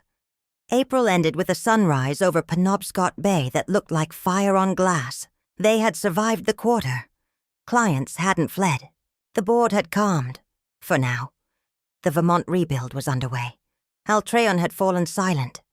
Iona called them to the house. No tea this time, just directness. "You've earned my name," she said. Reed blinked. "What do you mean?" "You've carried the weight," she said. "You've failed forward. You've taken the hit and come back. I'm offering you what I never offered before. A stake. If you want to help run this company, not inherit it, run it, we draft a new governance model. You earn voting rights through service, not blood." Jasper spoke first. "Yes." Brinley nodded. "I'm in." Reed hesitated. "What if we screw it up?" "You will," she said. "But if you do it honestly, we'll survive it." There was a knock on the door. Curtis opened it. A courier stood there with a letter. "Legal stationery. Heavy, embossed." Curtis read it. His jaw tightened. "They've filed notice," he said quietly. "Altreon wants a vote." The room went still. "When?" Iona asked. 48 hours. The grandchildren looked at each other, and then back at her. Iona stood, eyes blazing. "Then let's give them a fight." The conference room was too warm. Not in temperature. The climate system at Ecomer's headquarters was perfectly calibrated, but in atmosphere. The air was thick with tension. Anticipation crackled like static around the polished table where Iona Bellamy sat at the head, flanked by her 3 grandchildren on one side and Curtis on the other. Across from them sat 5 board members, some old allies, some fair weather, and now taking her seat with an unnerving sense of calm, Amelia Chow of Altreon Holdings. She wore a pale gray suit that made no noise as she moved, her tablet sliding across the table like a chess piece, already halfway to checkmate. Curtis opened. With logistics. Facility 7 restoration is underway. We've met 92% of our order capacity during the crisis, thanks to internal redistribution, and client satisfaction is stable. We expect full recovery within 4 weeks. Amelia nodded. Impressive. But, Iona prompted. Amelia didn't hesitate. But the board isn't here to applaud recovery. They're here to decide the future. And the truth is, Ecomer is vulnerable, not because of a fire, but because of its structure. Family-run, decentralized, dependent on legacy systems. Dependent, frankly, on you, Iona. There it was. Not an accusation. A scalpel. Amelia stood. Altreon is prepared to absorb Ecomer's full operations. We'll retain a sustainability division branded under your original name. We'll offer continuity for employees and a generous compensation package for stakeholders. She turned to the board. But we need control. The word landed like a gunshot. Control. Across from her, Reed stiffened, but he didn't speak. Not yet. Amelia looked to the board members, most of whom avoided Iona's gaze. 2 glanced nervously at each other. One cleared his throat. We want what's best for the company. Iona's voice was calm, deliberate. And you think what's best is selling our soul to a firm that has never made a product in its life. Amelia didn't flinch. We make profit. In your industry, that is the product. Brinley leaned forward, voice clear. Then maybe you don't understand this industry at all. Amelia turned to her. Ms. Bellamy, is it? I wasn't aware you had an official role. Curtis slid a folder across the table. She's Director of Outreach, as of last week. Amelia. Opened the folder, saw the signatures, frowned slightly. I see. Brinley smiled sweetly. I grew up thinking authenticity was a marketing strategy. Turns out it's a practice, and that's something you can't acquire through hostile takeover. Amelia arched an eyebrow. Charming, but ultimately unsustainable. Funny, Jasper said quietly from beside her. That's exactly what we said about your logistics projections last quarter. Amelia's eyes flicked to him. He slid forward a binder, one he'd spent the last 48 hours building with Iona and the IT team. Inside were 3 things. A new ERP model integrating smart AI supply chain, forecasting with a lean facility level, operations plan that reduced projected cost volatility by 11%. A software suite prototype. Jasper had begun coding that optimized regional inventory redistribution with predictive metrics tied to both weather and market behavior. A feasibility study outlining how Ecomer could self-insure a portion of its risk exposure, reducing dependency on outside capital over 5 years. Amelia flipped through it. Slower now. This is thorough. It's real. Jasper replied. And more importantly, it's ours. The board murmured. Iona looked to Reed. Now or never, he stood. The truth is, we needed a fire to burn away our ego. He began. We thought this company was built on legacy, but it's built on labor, on systems, on decades of grit and insight you can't buy or replace. He looked directly at the board. I know because I thought I understood business. I had an MBA and a spreadsheet and a mouthful of ideas. But until I cleaned packaging lines at Facility 2, until I had to call a supplier at 3 a.m. to beg for rush delivery, until I watched our grandmother take a hit without blinking, I didn't understand anything. He inhaled. This company isn't outdated. It's evolving. And you're looking at the team that's going to take it there. There was silence. Then Iona stood, slowly, firmly. I've given 37 years to this company. Built it with blood, grief, and conviction. And I've never asked you to trust anyone but me. She looked at Reed. Brinley. Jasper. But now I ask you to trust them. She turned to Amelia. Because the only thing more dangerous than a company that's underestimated is a family that's finally unified. The room felt like it was holding its breath. Iona sat straight-backed. At the head of the table, her gaze unreadable. Around her, tension twisted through the air like tightly pulled wires. Every move was slow, every sound too sharp. On her left, Reed's knuckles were white against the armrest. Jasper sat with his arms folded, pretending to be calm but blinking too often. Brinley's fingers hovered over a notepad, but she hadn't written anything since the meeting started. Across the polished wood, Amelia Chow remained composed, a study in patience and precision. She barely blinked as Curtis finished his operational overview and closed his laptop. The room fell into silence. Then the chairman of the board, Gerald Findlay, a lean man with owl eyes and a voice like worn leather, cleared his throat. Well, I think we all appreciate the thoroughness of this update. But we're here today under formal conditions. Altreon Holdings has submitted a motion to restructure the executive leadership of Eco-Mare Industries. As required by charter, we'll now move to a vote. No preamble. No discussion. Iona didn't look surprised. She only nodded once, slowly. Amelia's voice was calm, clipped. To clarify, our proposal includes suspension of current executive authority, the installation of an interim operations council managed by Altreon, and initiation of a long-term integration plan over the next fiscal year. Curtis looked like he wanted to throw something.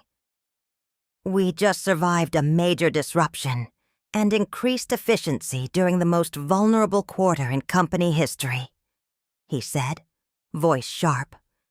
The only reason we're having this meeting is because Ms. Chow is circling a company she didn't build like a vulture on a hot road. Amelia smiled coolly. We admire what Ecomere has accomplished. We also recognize that legacy cannot be the sole qualification for leadership in the modern economy. Our model brings structure, predictability, scalability. It's what your suppliers and shareholders will demand after the smoke clears. You're the smoke, Reed muttered. Let's proceed, Gerald said. The board secretary opened the ledger, calling names. Director Han? In favor of current governance. Director Sobel? In favor of current governance. Director Patel? A pause. In favor of Altreon's proposal. The tension sharpened. Director Velez?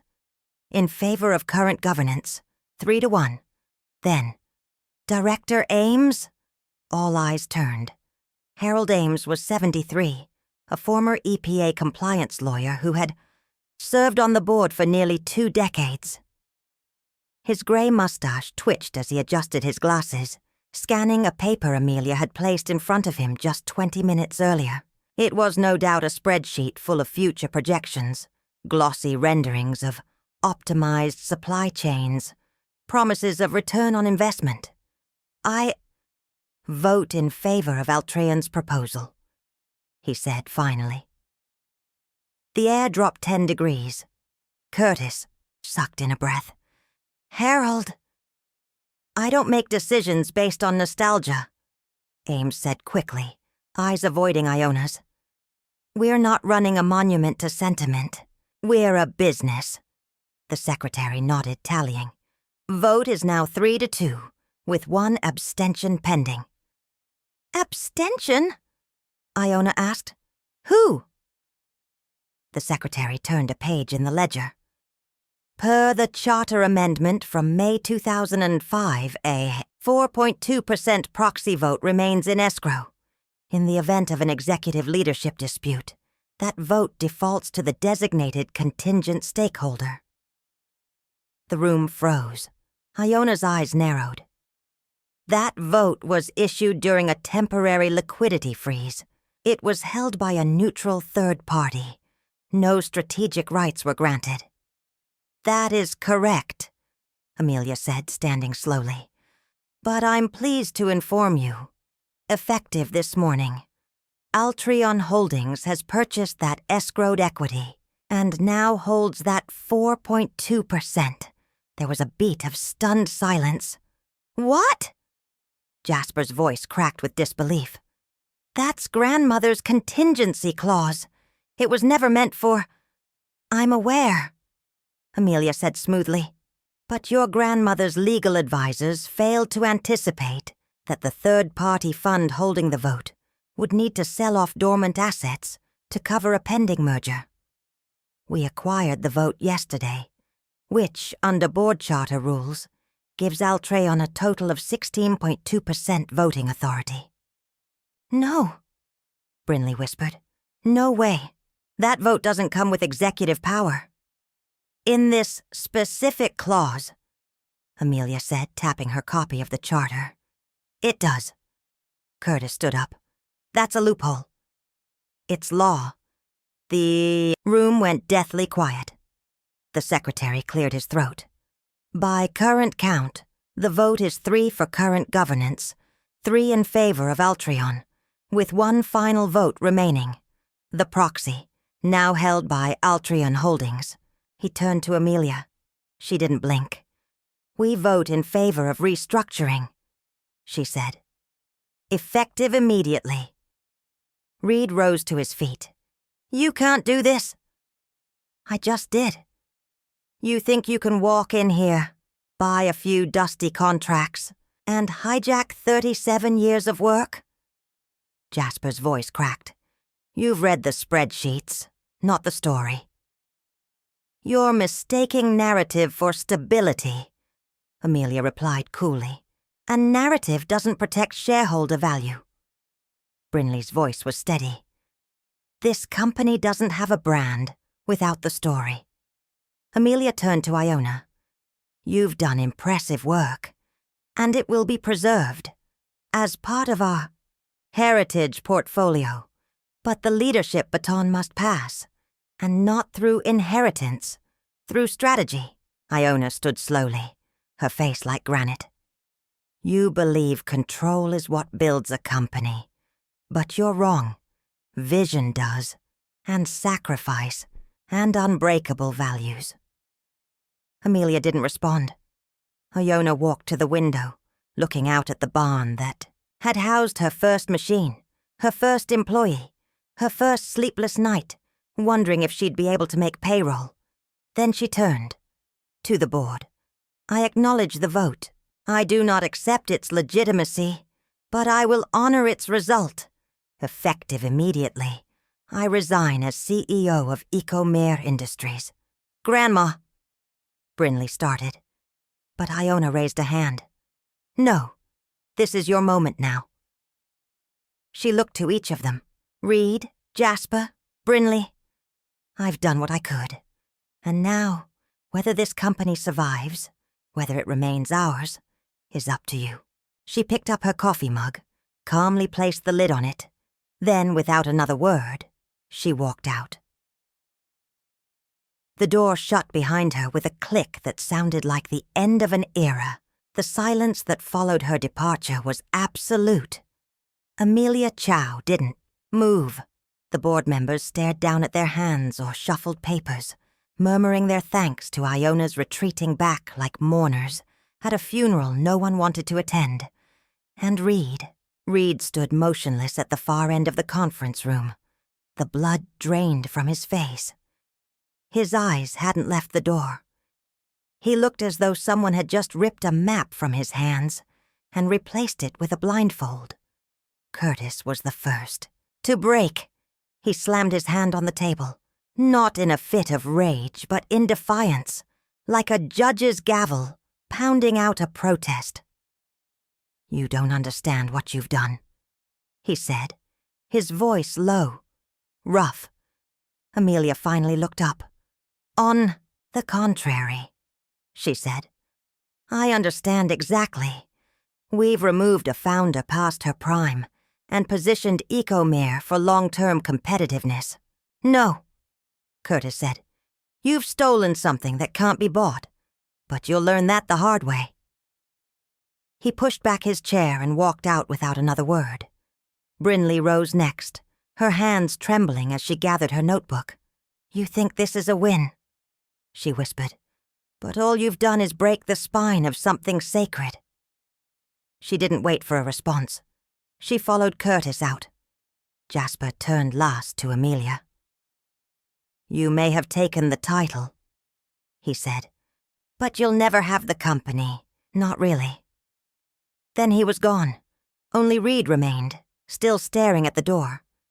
Amelia finally addressed him. "Mr. Bellamy, I believe you've expressed interest in long-term strategic leadership. I'd be willing to discuss—" But he cut her off, quietly, devastatingly. "You just fired the soul of this place," he said. "There's nothing left to lead." And then he, too, left. The air outside hit them all differently. For Brinley, it was like surfacing from a dream she hadn't known was ending. She crossed the parking lot in a daze and found herself leaning against the side of the barn, head tilted back toward the sky. The clouds hung low and thick, oppressive. Jasper paced in circles beside her, muttering fragments of code, his mind already spinning up scenarios, escape plans, anything to keep from falling into the dark pit of helplessness, opening in his chest. Curtis was gone. Probably to Iona. Brinley wished she had gone too, but something in her felt unworthy. After all the things she'd assumed, all the ways she'd minimized her grandmother's life. Who was she to comfort her now? Reed sat on the tailgate of one of the facility's electric transport trucks, elbows on his knees, staring at the gravel. Finally, he spoke. "They won," he said. "We let them win." "No," Jasper said immediately. "They didn't win. They just think they did." Reed looked up. "What, you have a back door in the charter we missed?" "No," Jasper said, and then glanced toward the barn. "But we do have something they don't." "What?" Jasper grinned grimly. "Us." Inside the house, Iona sat in her kitchen chair, hands wrapped around a cup of untouched tea. Her ledger, the original one, the one disguised as a recipe, book, lay open in front of her. The ink was faded in places, smudged, but the words were still clear. Pages of a life built one quiet risk at a time. Curtis was standing by the stove, watching her. "You sure about this?"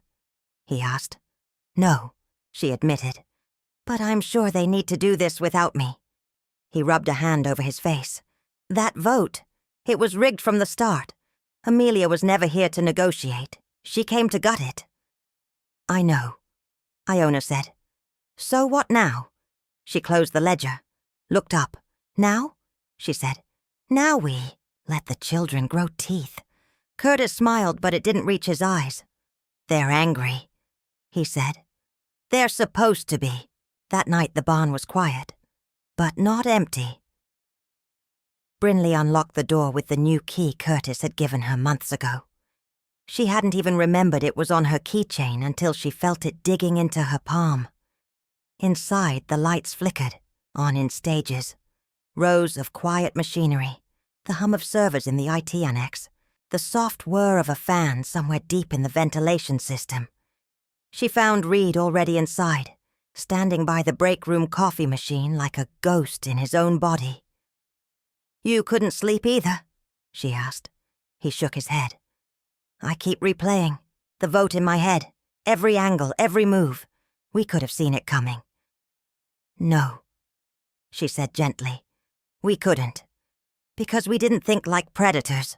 Jasper entered a moment later, laptop bag slung over one shoulder. Good, he said. You're both here. I've got a plan. Reed raised an eyebrow. This isn't crypto, Jas. You can't brute force a takeover reversal. No, Jasper said. But we can make it cost them more than they bargained for. He opened his laptop on the break room table. Brinley and Reed leaned in. Altreon thinks it owns the future of Eco-Mare. But what it really owns is a brittle legal fiction held together by leveraged buyouts and the illusion of scalability. If we can prove their plans will harm long-term value, we can rally shareholders, even some of the ones who voted against us. Reed frowned. You're talking about a campaign. A resistance, Brinley said. Jasper nodded. Exactly. And there, in the dim break room under the glow of fluorescence and revolution, something old was reborn. Not a company, a cause. The first spark came from a whistleblower, not inside Altreon, but near it. Jasper found her on a blockchain transparency forum under the username Veritas Fibra. She was a mid-level analyst who had worked on Altreon's predictive acquisition models. Her post was short, cryptic, just a breadcrumb. If Eco-Mare's Facility 7 fire report matches the data we modeled, for risk reduction acquisition it wasn't an accident. Ask the insurance auditors. It wasn't proof, but it was a thread. And Jasper, now deep in the code and corporate filings world, knew how to follow threads. He looped in Reed and Brinley the same night. They sat in the Eco-Mare warehouse office, not the fancy conference room, but the one with the metal filing cabinets and coffee-stained floor tiles. The war room. Jasper pulled up schematics and risk disclosure documents. Altreon filed interest in our patents 2 weeks before the fire. Their quarterly filing, Form 10K, lists anticipated absorption of eco-manufacturing IP under future revenue projections. And here's the kicker. He pulled up a spreadsheet. They've got an operations manager, Arnold Vexler, whose name appears on the inspector registry for the Vermont facility after it burned. Wait, Brinley said, blinking. Altreon sent one of their own people to inspect our facility before the board even voted. Before the fire, Jasper said. He was there as a third-party contractor, supposedly evaluating general safety compliance. But the inspection file? It's missing from Eco-Mare's internal server. Deleted sometime during the board's quiet period. I only found a duplicate saved in the cloud archive, Curtis backed up manually. Reed leaned in, eyes narrowing. That's not negligence. That's staging. If we can prove it, Jasper said, we can flip the narrative. Brinley took the reins of messaging. She reached out to Isabel in marketing, and together they developed what they called the Clarity Campaign, a digital storytelling strategy with one objective. Make people care about Eco-Mare, not as a brand, but as a living, breathing ecosystem under siege. No spin, no filters, just truth. They started with a video, raw, handheld, imperfect. It showed Curtis walking through the Vermont site, still blackened, smoke-streaked. Then Reed in the production floor at Facility 2, sleeves rolled up, talking about what real supply chains look like. Jasper standing before a whiteboard, explaining, in clear, accessible language, what Altreon's optimization actually meant. Outsourcing, layoffs, environmental shortcuts, and brand dilution. And then Brinley stepped into frame. She didn't play the influencer. She didn't sell hope or heritage. She told the truth. We're the grandchildren of the founder of Eco-Mare. We didn't earn this company. Not at first. But now, we're fighting for it. Because what our grandmother built matters. Not just to us, but to every town where these jobs exist. Every client that needs packaging that won't destroy the planet. And every employee who knows what real sustainability means. They posted it at 7:12 a.m. on a Thursday. By noon, it had 1.2 million views. By Friday, the governor of Maine reshared it. By Saturday, 5 of Ecomare's largest clients issued public statements reaffirming their contracts. One of them, a luxury food chain out of San Francisco, even added, "We buy from Eco-Mare because of its values." Change the values. We change suppliers. Reed stared at the headlines from his laptop, half laughing, half panicked. We just made it radioactive to touch us. Good, Brinley said. Now let's make it political. Back at the house, Iona watched it all unfold from her kitchen. She didn't comment when the first article hit. A glowing piece in Green Industry Review titled, Eco-Mare's Next Generation, Legacy, Loyalty, and the New Sustainability Resistance. She didn't say anything when Curtis came in breathless, waving a USB drive containing whistleblower documents from the Altreon analyst. She didn't react to the growing pile of letters and emails on her desk from former employees, local mayors, clients, suppliers, all saying one thing. We support you. Let us help. But she did smile. Just once, when Brinley's voice crackled over a podcast being recorded in the next room. We thought we were here to inherit. But we're not. We're here to protect. The board felt the heat immediately. 3 members reversed their public support for the Altreon plan. A 4th scheduled a private meeting with Curtis and Reed. By Monday, the tide had shifted so drastically that Amelia Chow called for a pressy conference.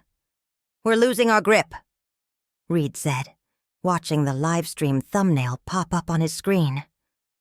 No, Jasper said, tapping the keyboard.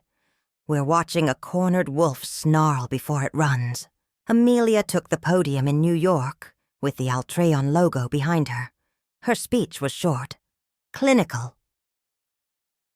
Altreon Holdings remains committed to ethical expansion and portfolio integrity. We believe in Eco-Mare's mission, and are confident that our involvement only strengthens it. Then she made a mistake. A reporter raised a hand and asked, Can you confirm whether Altreon Holdings had representatives evaluating Eco-Mare's Vermont facility prior to the fire? Amelia hesitated. Just a breath. Enough. Then, we routinely evaluate all target properties in alignment with acquisition best practices. Another reporter followed up. Are you saying the Vermont site was a target before the incident? Amelia blinked. I'm not at liberty to discuss acquisition strategy timelines. Twitter exploded. So did Brinley's campaign. # not for sale. That night, in the barn, the war room lit up with messages.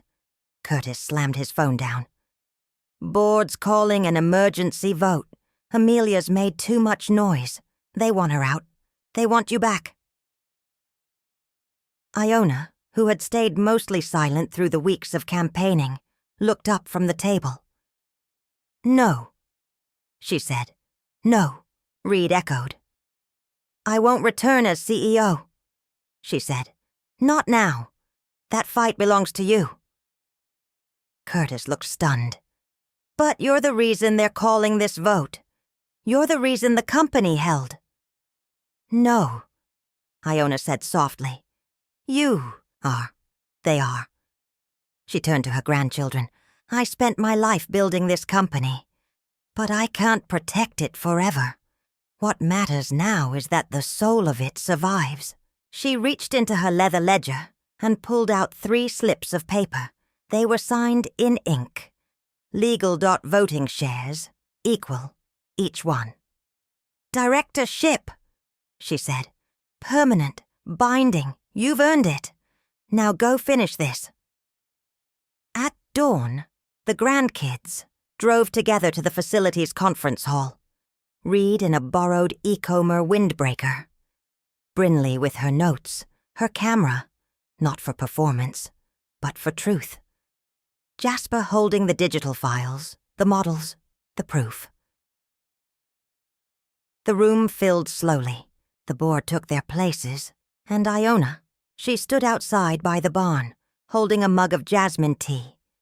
She wouldn't go back in, because some legacies are best passed on not by hand, but by fire, and her fire now burned in them. The conference hall was colder than usual, not physically but emotionally, despite the morning sun streaming through the tall windows of Ecomare's Belhaven facility. The boardroom light stayed on, casting a harsh white glow across the polished table. Reed, Brinley, and Jasper entered together, walking past the nameplates, like soldiers returning to retake their homeland. No one spoke until every chair was filled, the door shut, the silence deliberate. Amelia Chow sat to the right of the acting chair, composed and crisp in slate-gray silk. If she felt the ground crumbling beneath her, she didn't show it. Curtis stood. This meeting is called to order per Charter Clause 11.3c, Emergency Governance Review.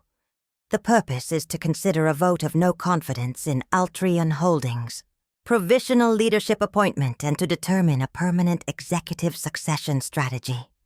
He nodded toward Gerald Findlay, who looked like he'd aged 10 years in 10 days. We'll hear from Director Bellamy first, he said. Reed.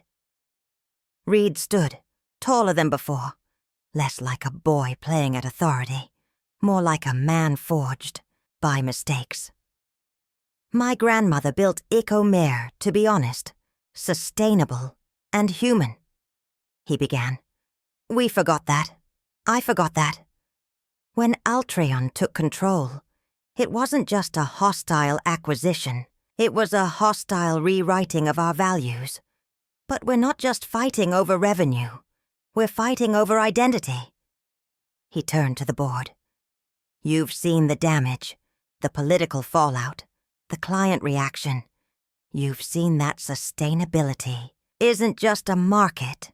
It's a movement, and movements don't survive on margins alone. Then he looked directly at Amelia. You speak of scalability, but you don't understand trust. You bought a company. But the soul, the part people, believe in, that's not for sale. The room went quiet. Then Brinley rose. I spent the last year marketing empty images, she said.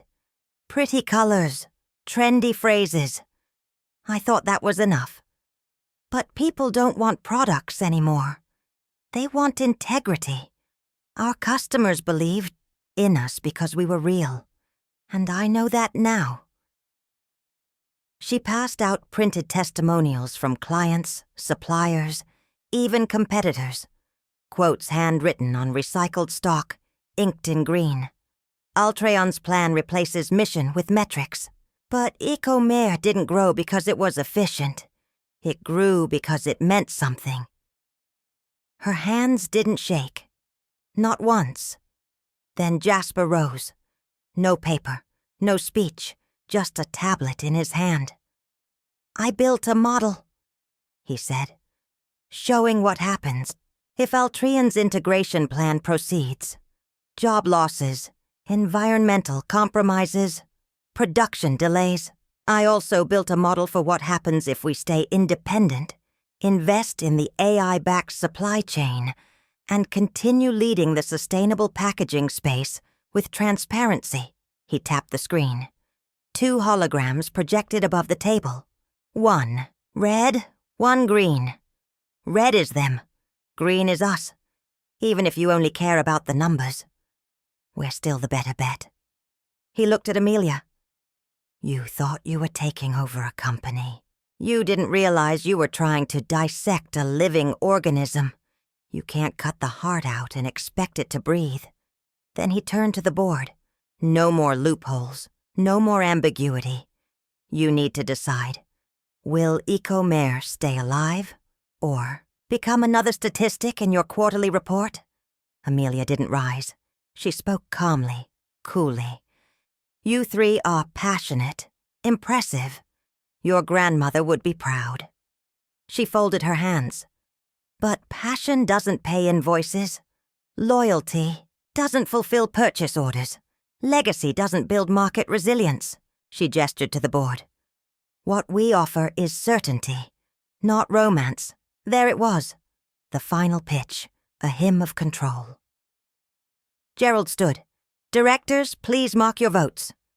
They were handed slips, old-fashioned per Iona's original governance, charter. Written votes. No digital influence, no last-second edits. One by one they stood. Han, Sobel, Velez, Patel, Ames, each handed their slip to the secretary. Then the grandchildren did too. Curtis handed his. A pause. Then Gerald took the final. Envelope. Amelia's. He slid the papers out. Counted once. Counted again. Then cleared his throat. "By a majority of 6-3, he said. "The motion to remove Altrean's interim governance is passed." No one breathed. "The board reinstates Eco-Mare Industries as an independent entity and installs a new executive leadership team." He looked to the grandchildren. "Effective immediately, Reed Bellamy will assume the role of acting CEO. Brinley Bellamy, Chief Communications Officer. Jasper Bellamy, Director of System Strategy." Amelia blinked just once. Then she stood. No speech. No threat. Just a final glance at Iona's empty chair, as if silently acknowledging a defeat deeper than strategy could reverse. She walked out. The door clicked softly behind her. There was no applause, no celebration, only the sound of chairs scraping, people exhaling, shoulders finally dropping. Curtis reached out and shook Reed's hand. "You earned this," he said. "I almost didn't," Reed replied. "But now? Now I know what earning means." Jasper sank into a chair and let out a breath that sounded like years of weight lifting off his chest. Brinley's eyes were damp, but steady. She didn't cry. Not yet. She simply whispered, "We kept it. For her." They returned just before sunset. Iona was in her garden trimming back winter growth. She didn't look up as they approached. "Well?" she asked. "We won," Brinley said. "No," Reed said, kneeling beside her. "You won. A long time ago. We just remembered how." Iona finally turned to them and smiled. "Good," she said softly. "Now go run my company." The barn smelled like new beginnings. Fresh paint had covered over the fire-singed beams in the Vermont facility. But here in Belhaven, the original headquarters still bore the soft scent of wood polish and lavender oil that Iona had always used. Reed stood by the bay window of the upper office, the one that used to belong to his grandmother. Now, the nameplate on the door read, "Reed Bellamy, Acting CEO." He didn't feel like a CEO. He felt like a steward. Down below, Curtis supervised the installation of a new energy recovery system, a project Jasper had engineered with stunning efficiency. Facility emissions were down 11%, and water usage had dropped enough to earn a state incentive grant. Jasper had read every line of the application, submitted it 2 days early, and refused to take credit when it came through. "He's building something he wants to believe in," Curtis had said. Across the campus, Brinley was walking a group of visiting clients through the Brand Evolution exhibit she'd curated. Old prototypes, handwritten notes from Iona, and the original Iona's Kitchen Notes ledger, now protected behind UV glass. "We almost lost this," she said during one tour, her voice steady, "because we thought legacy was something inherited. But legacy is actually something earned, one decision at a time." The clients nodded. One of them, a tough-nosed logistics exec from Chicago, turned to her afterward and said, "Whatever. You're selling. I'm buying." Iona sat at the kitchen table sorting seed packets. Spring was late this year. The ground still held onto its frost, like old grief. But crocuses had begun to break through in the corners of the garden. It was almost time.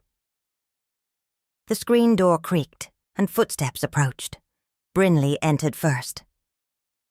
"We brought you something." Reed followed with a narrow wooden box. Inside was a fountain pen, old, worn, but lovingly polished. On the lid was a brass plaque that read, "To the Founder, from the Builders."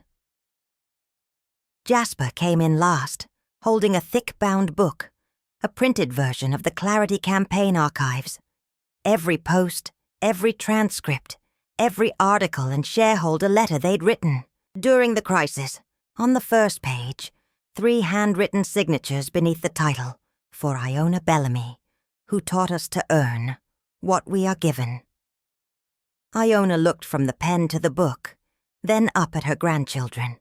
Her voice was quiet, as always. "I didn't think you'd come back so soon." Reed smiled. "We never left. We just needed to figure out who we were without you holding the net." "You caught us," Brinley added. "Now we're standing." Jasper cleared his throat. "And building. For real this time." Iona closed the box and set the book gently on top. "You've done well," she said. "They didn't need more than that." 2 days later, Amelia Chow called Reed. He took the call alone, in his office. The new furniture hadn't arrived yet, so he sat on the old stool Iona used to use when she balanced budgets at midnight. "Mr. Bellamy?" Amelia said smoothly. "Congratulations." Reed didn't answer. "I admit," she continued, "I misjudged the legacy strategy. But in the end, you proved there's still value in sentiment, when weaponized correctly." "We didn't weaponize anything," he said. "We defended it." Amelia's smile was audible. "Well, we're restructuring internally. I've been reassigned." "Fired?" he asked bluntly. "Let's say redirected." A pause. "I'd like to propose a partnership." Reed leaned back. "Why?" "Because you've built something that, despite my predictions, refused to collapse. And because I believe in second chances." Reed thought about that. About Vermont's slow rebuild. About Brinley's public transparency charter, now adopted by 2 other companies. About Jasper's anonymous open-source release of the inventory optimization code, now being used in 3 municipalities to reduce waste. About Iona, in her garden, humming softly while the wind stirred the bay. "We'll consider it," he said. "But if you come back here, come with an open hand, not a scalpel." Amelia laughed once. "Fair enough." 3 weeks later, the entire company gathered outside the barn. There were no spotlights, no expensive photographers, just employees, friends, clients, and community members. Iona stood in the center courtyard, hands folded. She wore a navy linen coat and a pin Jasper had made on a 3D printer. A leaf etched with the Eco-Mare motto, "Built to Return." Curtis stepped forward, voice cracking slightly. "Iona Kathleen Bellamy," he said, "founder of Eco-Mare Industries, 37 years of sustainable innovation, community leadership, and uncompromising integrity."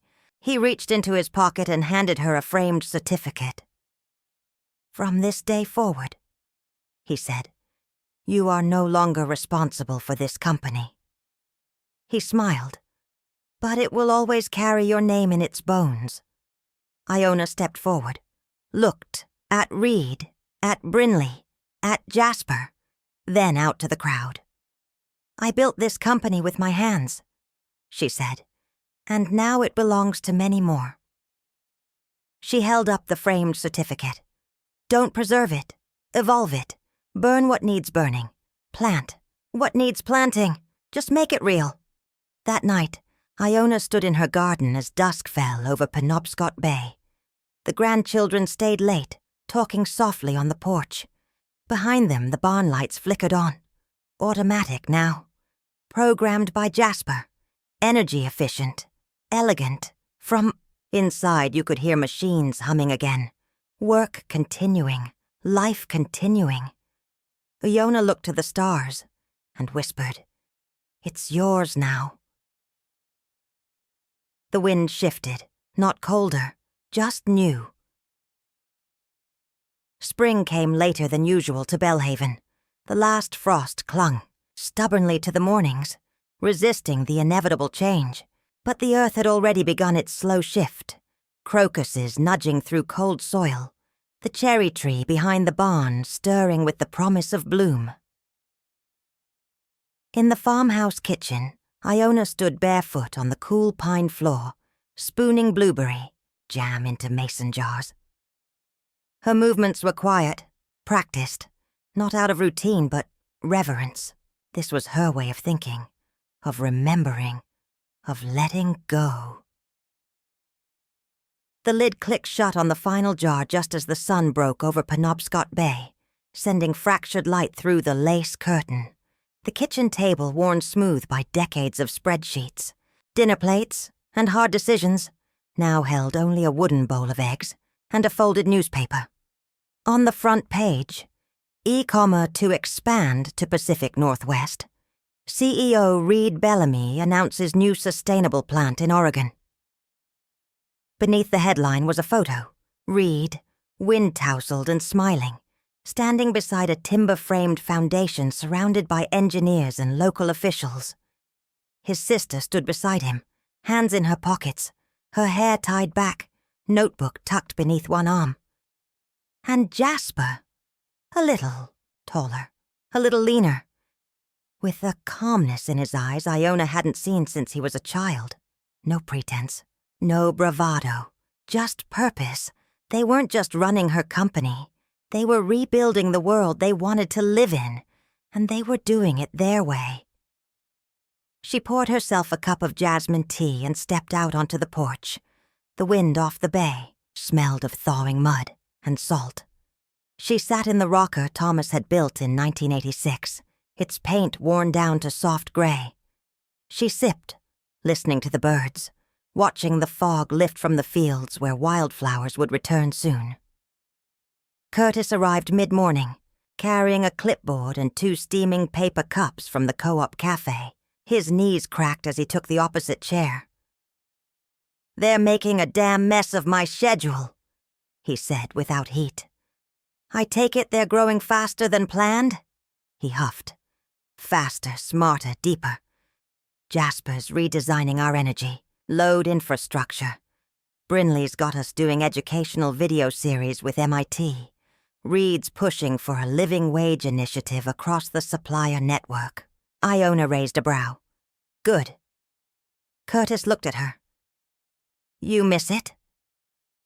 "I miss starting it," she said, "not running it."